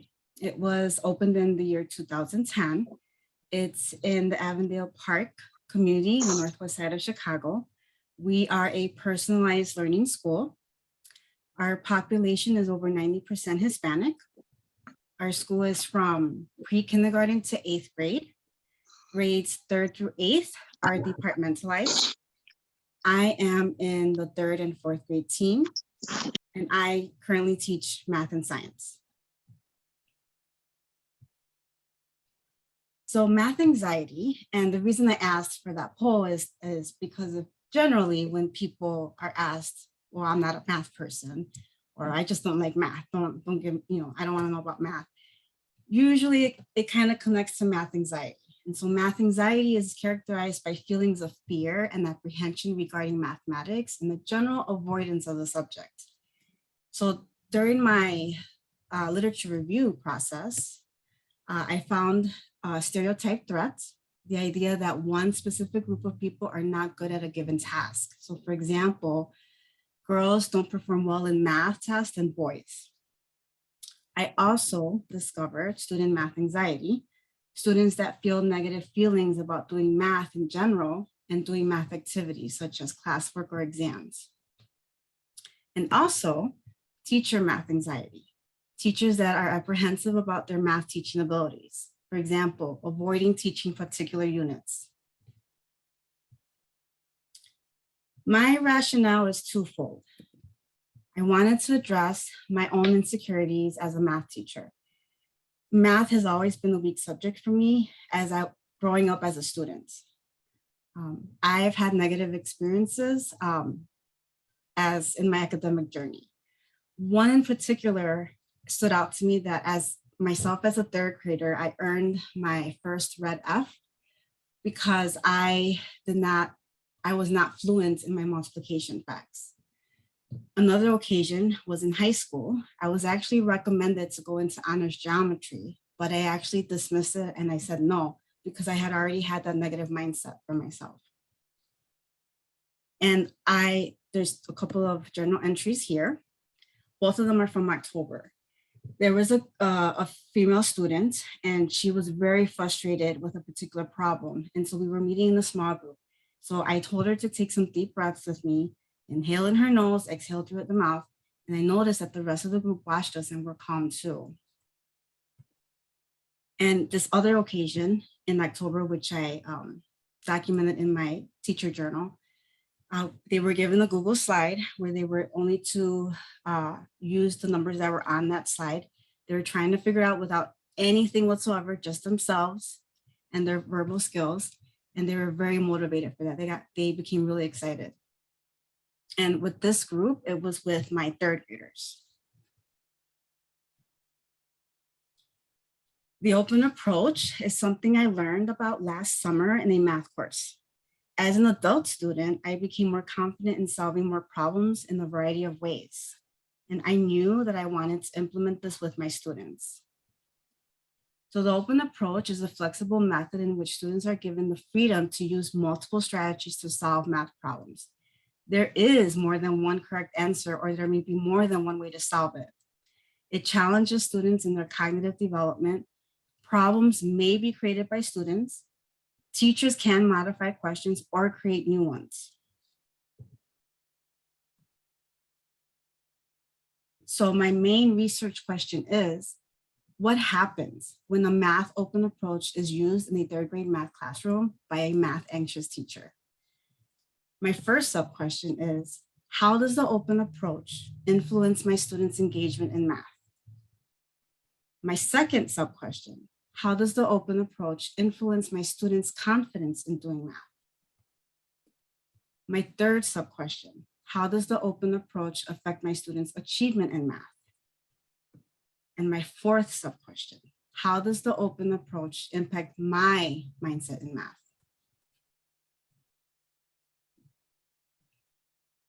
So I met daily with my third graders in the afternoon for math instruction. I decided to use them as my action research because with this group, there was more consistency in their schedule. We began as a general education classroom. I began using the open approach in November, just when the second quarter of the school year was beginning. And we became an inclusion math classroom by the middle of the year. I had 2 co-teachers. One came in during my math lesson, and the other one came towards the end of our independent learning time. Both co-teachers love math and have not heard of the open approach before. So my data collection consisted of my teacher journal. I wrote in it sometimes daily, but usually weekly, reflecting on my feelings before, during, and after my lessons, as well as observing my students' progress in whole and small group instruction. I also administered math surveys to my students throughout the year, asking them about their feelings about math, about using the open approach, and things that they wanted to improve of in math.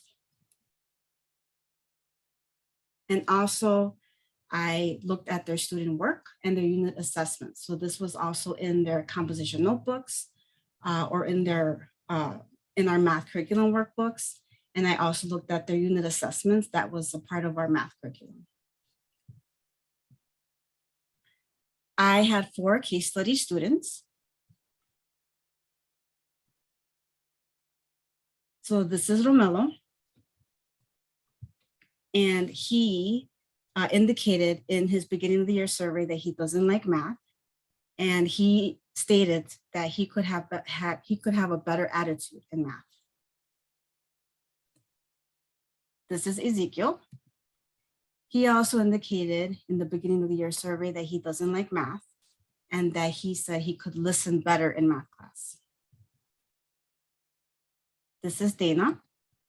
She indicated that she loves math and she chose all 3 options.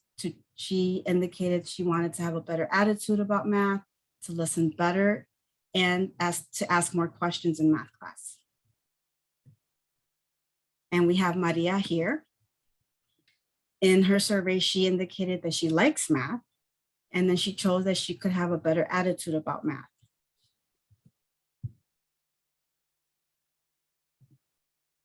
So to answer my first sub question, how does the open approach influence my students' engagement in math?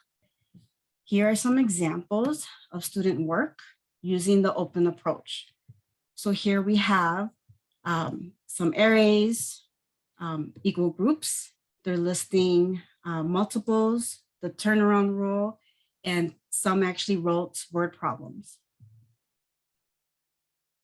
Here we have some more skip counting by multiples, breaking apart, doubling arrays using the turnaround rule,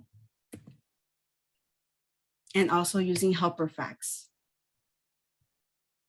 and adding and subtracting a group. Here are some more examples of student work using the open approach. So here they are solving 8 times 9. And so we practice different strategies to come up with that answer. We also dived into multiplying larger digits, double digits with single digits. I also incorporated the traditional algorithm of multiplication because I was told, I communicated with the 6th grade teacher and 5th grade teacher, and they said that's what they teach upstairs in the middle school. Here we have another example of arrays where you can break apart the numbers and also still listing the multiples.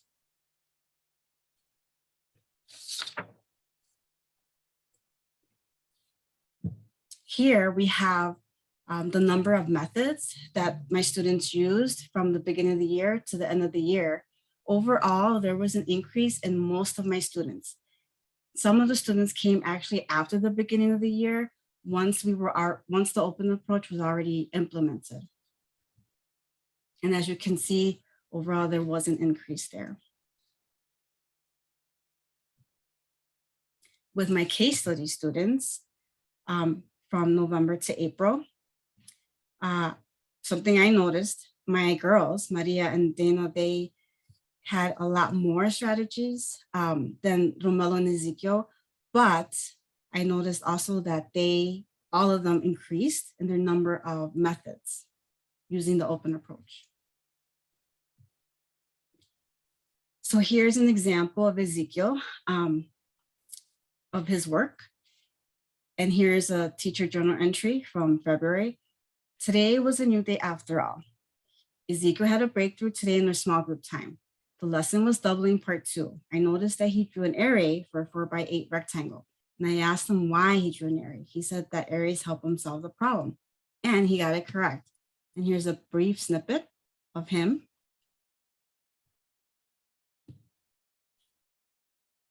It's an array. It's so easy to do an array. Why is it so easy for you? It's because it's so easy that sometimes I messed up. Well, it's because I love doing an arrays, and every time it helps me. Okay. So here he indicated that using arrays really helped him. And here's an example of his work from this video and from my journal entry. And this moment was really huge for him because he was still struggling, and this was already towards the middle of the year. To answer my second sub-question, how does the open approach influence my students' confidence in math? So in the beginning of the year, I administered a survey. I asked them about their feelings. At that time of the year, I had 17 students. And majority of them loved or liked math. In the middle of the year, they still enjoyed math. And this was actually since using the open approach. One particular student hated math, and that was actually one of my case study students.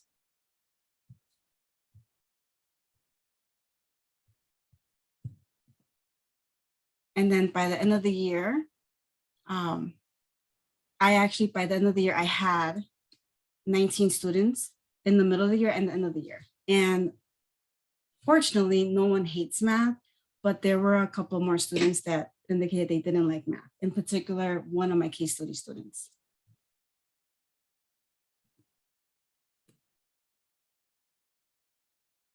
So with also in the middle of the year, I asked them, do you like to practice the open approach in math class? So this was already a few months into it, and overwhelmingly, a lot of them said yes.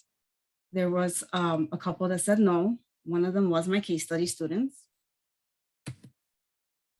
And towards the end of the year, I asked the question again. This time I had 19 students, and overwhelmingly everyone said yes, including the one case study student that for all year long didn't like math, but yet he liked using the open approach. And so here is Maria, and she's explaining why she likes math now compared to last year.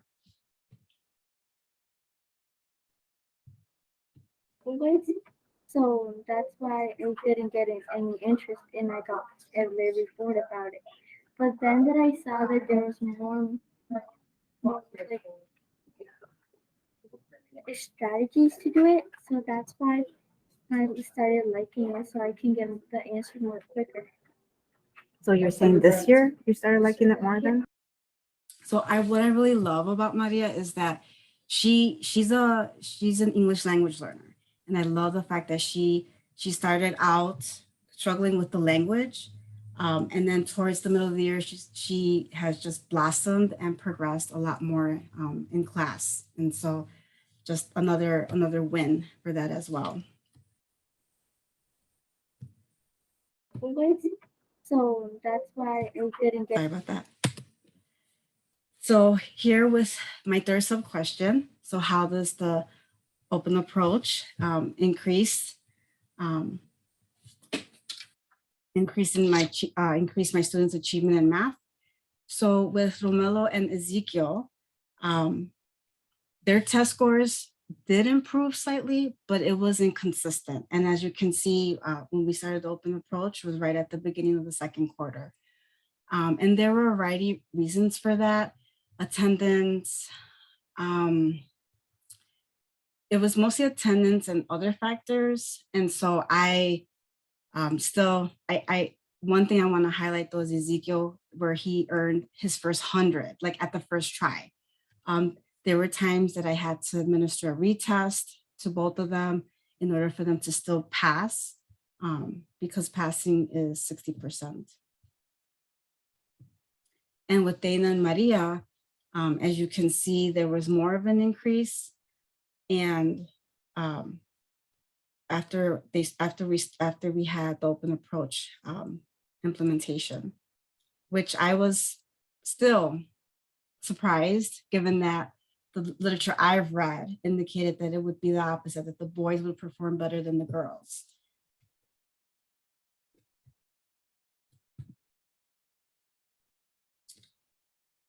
So here, Ezekiel, he stated something at the end of the year survey, and it was actually a pleasant surprise.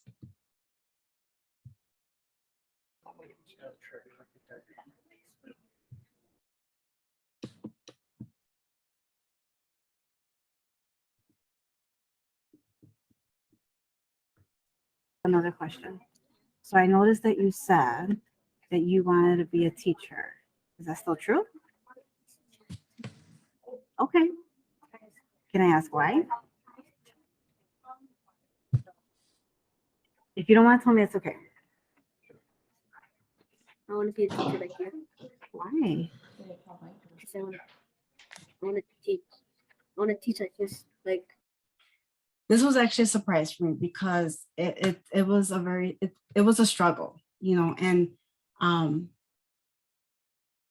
there's hope in terms of still impacting my students and in general, any student. So I was very, very pleasantly surprised with that.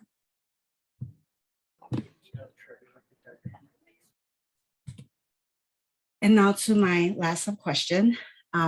How does the open approach impact my mindset in math? So I'm going to start with some negative journal entries. This is from December. And by this time, I already had both co-teachers. So one of the co-teachers was with me during the math lesson, and then the other one is with me during the second half hour independent working time. So in December, I admit I did not prepare all the answers for my model problem. I need to be better at anticipating any potential answers in advance. I am actually relieved that Deanna did not see my open approach lesson. So that's one of the co-teachers. And there were a few other occasions that were like that.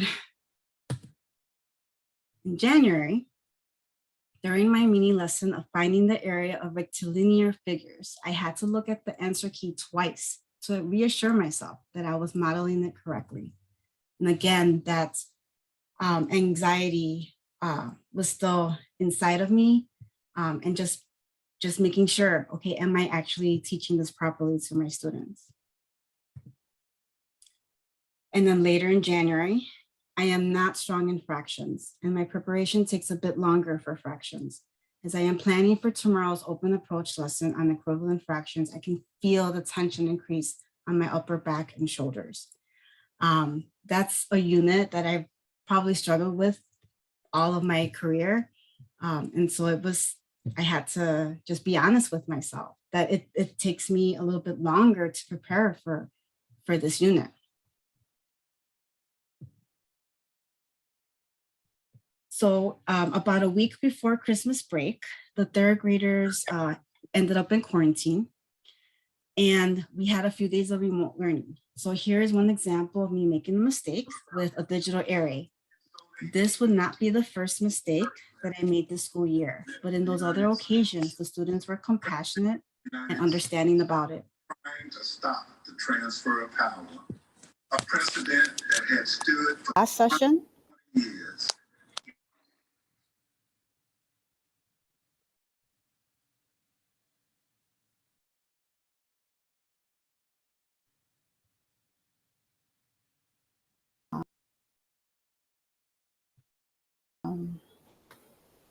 I have to, this is my second row. Miss Condal, that's 4 times 4. Oh, thank you. See, I was testing you guys. All right. Was that Adam? Yes.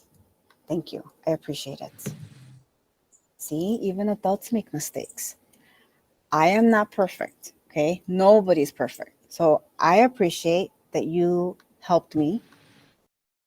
So again, One of the things that I really appreciated about my third graders is that they were just compassionate and they were okay with my errors throughout the year. Last session for my purpose.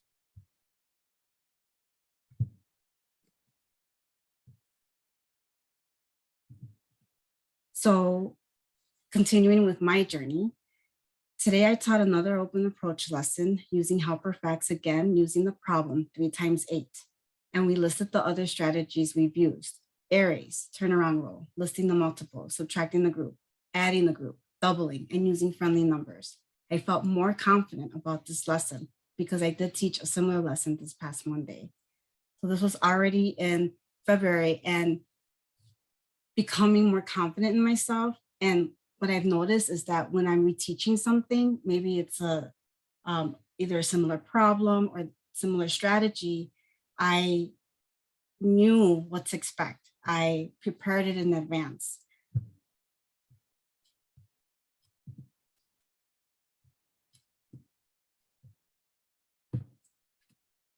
And one of my female students, Yaretsi, preferred to do the doubling method with the rectangle. Although she forgot to multiply the smaller rectangles, I wrote the correct way on the whiteboard. I was able to correct this simply by looking at her notebook. I did not have to write it out. And this was later on in February. And what stood out is that I was able to correct it without me writing it in my own notebook. I was just able to look at it and be like, okay, here we go. And so I actually told her in private, this is what happened, but I fixed it, in front of the class. And so I thought for me that was huge, because normally I would take a little bit more time to make sure, okay, is this correct? Or look at the answer key if I needed to, but I didn't this time. So for me, I was slowly becoming more confident in my teaching.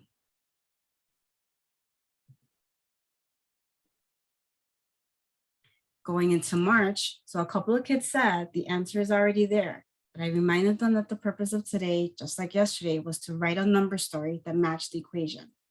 As I modeled the second problem, I hesitated and asked Deanna for assurance, and she said yes. I didn't feel bad asking her, but still knew that she was there for me too. It's just that a small part of me was still hesitant and I needed reassurance.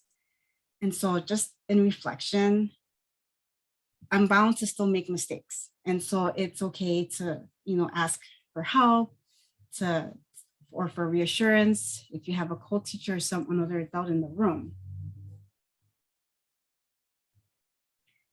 And this is in April. Fractions and I have not been friends, but I can say for a bit that I am starting to be more friendly towards fractions. And so at this particular point, I was teaching comparing fractions, identifying fractions on the number line. And so it was becoming better, easier, not perfect, but still a lot better than not feeling all that tension on my back before. So this is while I was using the open approach. Again, I began in November, and I indicated this, I coded in my teacher journal all the times I indicated that I felt positive about it or negative. Maybe I made a mistake or something didn't go well in one of my lessons. And so for the most part, there were positive feelings. There was an increase. For the month of April, there was a gap because we had spring break. And then the week prior to spring break, we had IAR testing. And so for that whole week, I did not see my third graders. And so April is different for sure for that. So my findings, when using the open approach, advanced preparation is essential. You have to come up with all these answers that they might come up with.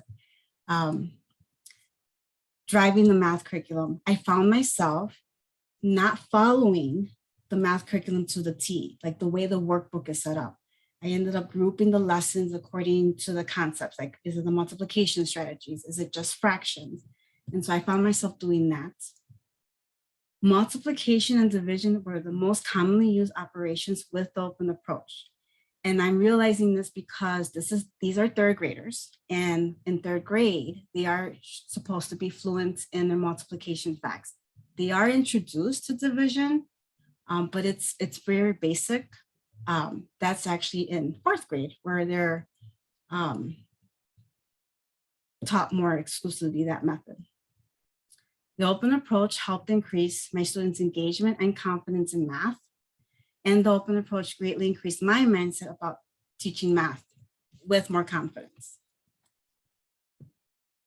So some policy recommendations that I have in the teacher classroom level: to use the open approach to increase math engagement and to prepare potential problems and answers in advance of lessons. In the school district level, to provide professional development to help teachers integrate the open approach into their math lessons. And also to provide vertical team collaboration with open approach strategies.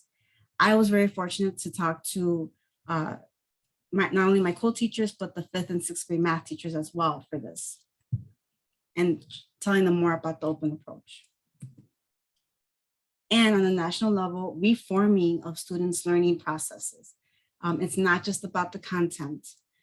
And also improve innovative teacher education programs to include the open approach, because I really feel like it would increase not only teachers' mindsets, but students' mindsets as well, because they're not stuck with, well, there's just one answer. And this is the only method I can use for this particular problem. Thank you so much, everyone, for staying. I'll go ahead and stop sharing.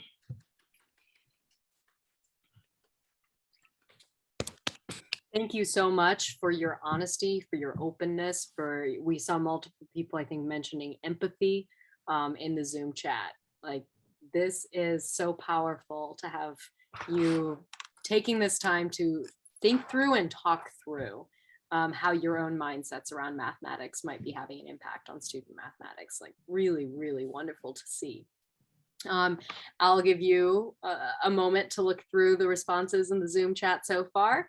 And as a reminder, our final feedback form of the evening for Miriam has just been popped into the chat.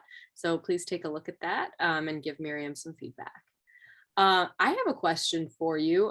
Now that you've had a year with the open approach, open response approach, open approach, and are finding some ways to feel more confident for yourself, what do you want to do early next year with students as you are opening your math classroom to them at the beginning of the year? Well, actually, thank you for that question. I'm full disclosure, I am actually, my position is changing next year. I am going into, and my family knows, I will be going into 7th grade ELA and social studies next year. So I know my ARLI people just found out, but my family knows, my husband knows. It's actually official now. But what I do plan on doing, Kate, is I want to still do either after school or before school math help using the open approach. I really think, and I guess depending on the grade level, because with third graders, because they need to master their the fluency in their multiplication facts, I think this really helps in that level. But in the upper grades, it can definitely help with more with geometry, measurements. The other thing too is sorry, I lost my train of thought, but I definitely would use that as an intervention, depending on the grade level that it is.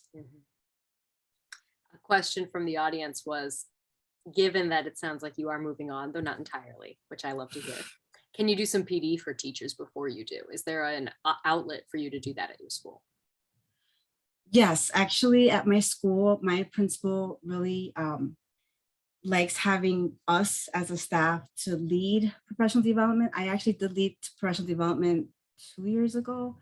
No, last year. 2 years ago when we were remote. And so I'm happy to lead professional development to my staff.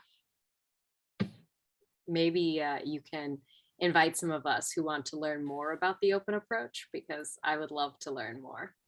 Yes, I'm going to definitely. pass it off to Andy, who has a hand up.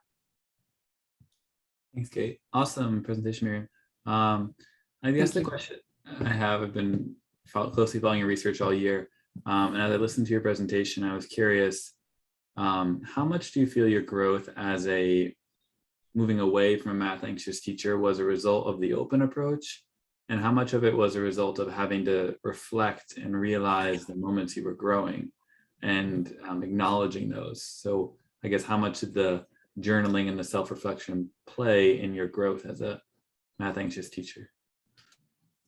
That's a really great question. I do believe that the open approach did help me, because it helped when I took the summer course this past summer. It helped me realize, wow, there's more than one way to solve a problem. And I think that really opened up my eyes as an adult learner. And so I thought I want to pass this on to my students, because I know how it was like to struggle in class as a third grader. And as journaling, my journal was 58 pages long. And so reflecting on my feelings, through the positive, through the negative, and thinking back, rereading through it, analyzing it. Yes, I did get emotional at times, but really made me reflect on what can I do to get better? And then looking at trends that my quartet that you all did with, like driving the curriculum, or other outside comments. I had people, my co-teachers who I just worked with this year.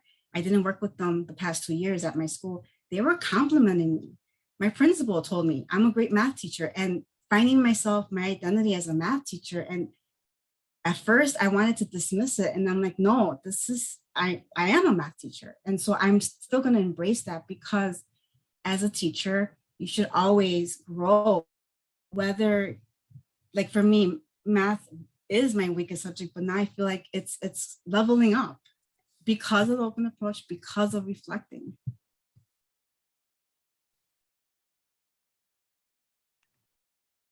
I hope that answered your question, Andy. You seem satisfied. Melissa, I think, was our next. Yes. Hey, Miriam. Does open approach take longer for kids? Like if they're using open approach, does it take them longer to get through a lesson? It does, particularly because what I've done is I modeled the different strategies, and we would write them in our composition notebooks. And Katie in my quartet, she's like, why don't you do an anchor chart? I'm like, well, of course. So I did about 4 anchor charts in my classroom, and we did a mini anchor chart, a half sheet of paper, so they could have it in their take-home folder to use it as a reference. So it does take longer, but and usually it's not that many problems. It depends. It should be like 2 or 3 problems at a time. I did a lot more of the small group instruction with the open approach. Okay. There were times when I was planning something for whole group, and it ended up being open approach because my students came up with different different strategies for the answer. And I was amazed at them. These third graders love math. They were so engaged, and they surprised me every day. Did you get pushback at all on pacing? I feel like I've heard pacing so much this year as a teacher, and I've hated it so much. So I just wonder, because I'm like, it was just like, you got to get through these lessons. And I'm like, no, like your approach probably did so much more for kids. Did your admin at all push on pacing or no? No, they didn't actually. No, and I mean, now they know that I moved around a bit, and there were times I took longer with certain units than others, and that was okay. Yeah, my admin was supportive of that.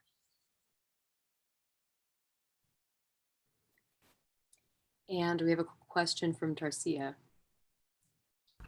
Hi. First, I'm sorry about the red F. I'm sorry. I mean, that shouldn't have happened. But we are a lot alike. Math is not my strong area. And so I do have a little anxiety about teaching it, but I teach first grade, and I just really want to commend you for being so open. It's like you're super brave to be this open about this, and the way you brought it to the kids, like, I am not perfect, and just letting your coworkers know that you needed the support in that area. So that was wonderful. I was wondering about efficiency. So, like, the open approach, and you could do it this way, this way, and this way. In the end, do you come back and talk about which method is more efficient? We did come back, and what I asked the students is what method did they prefer, because I wanted them to have a voice in what strategy they preferred in order to solve a particular problem. We actually didn't talk too much about efficiency as a whole group. In small groups, just I would say something that I noticed is that the higher level students in math were more efficient. I just didn't address it, if that makes sense. I just didn't want like someone like Romelo or Ezekiel to feel bad because they only came up with 4 methods, but then someone like Adam or Richter came up with like 10 methods. So I did not really talk much about that, if that makes sense. Yeah, it does make sense. I asked because how the Common Core standards, how they are, I guess. And I'm thinking about the standards for 3rd grade and the standards for 4th grade or whatever. And so I'm just thinking about the advantages and the disadvantages of just doing a lot of strategies. Like, oh, I did 10 strategies, but I don't know if it matters if you don't know about efficiency. And so I don't know. So by me feeling a little anxious about the math, like you're feeling, I also wonder, like, oh, am I teaching them the right way? Am I using the right strategies?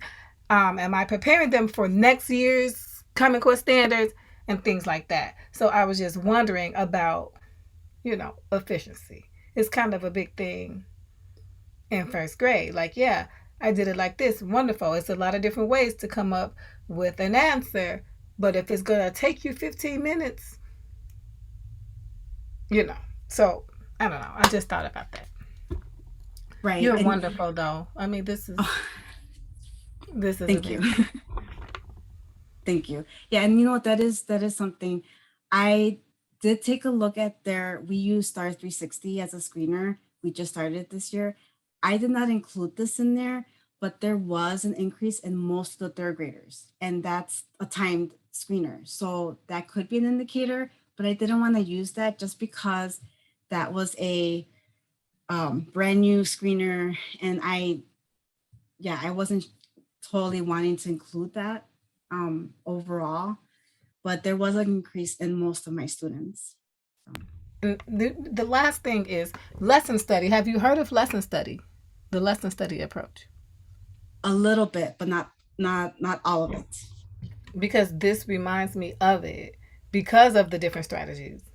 So rather than teaching all these different strategies, we wouldn't do that in a lesson study approach. The students would present these different strategies. Here's how I solved it. Here's how I solved it. Here's how I solved it. But they would present it to everyone. So then the kids are like, here's my friend's way. Here's my way, that I did it. And then we compare it. And there was a lot of discussion around math. And so this reminds me of the lesson study approach. I really enjoyed your presentation. Thank you so much.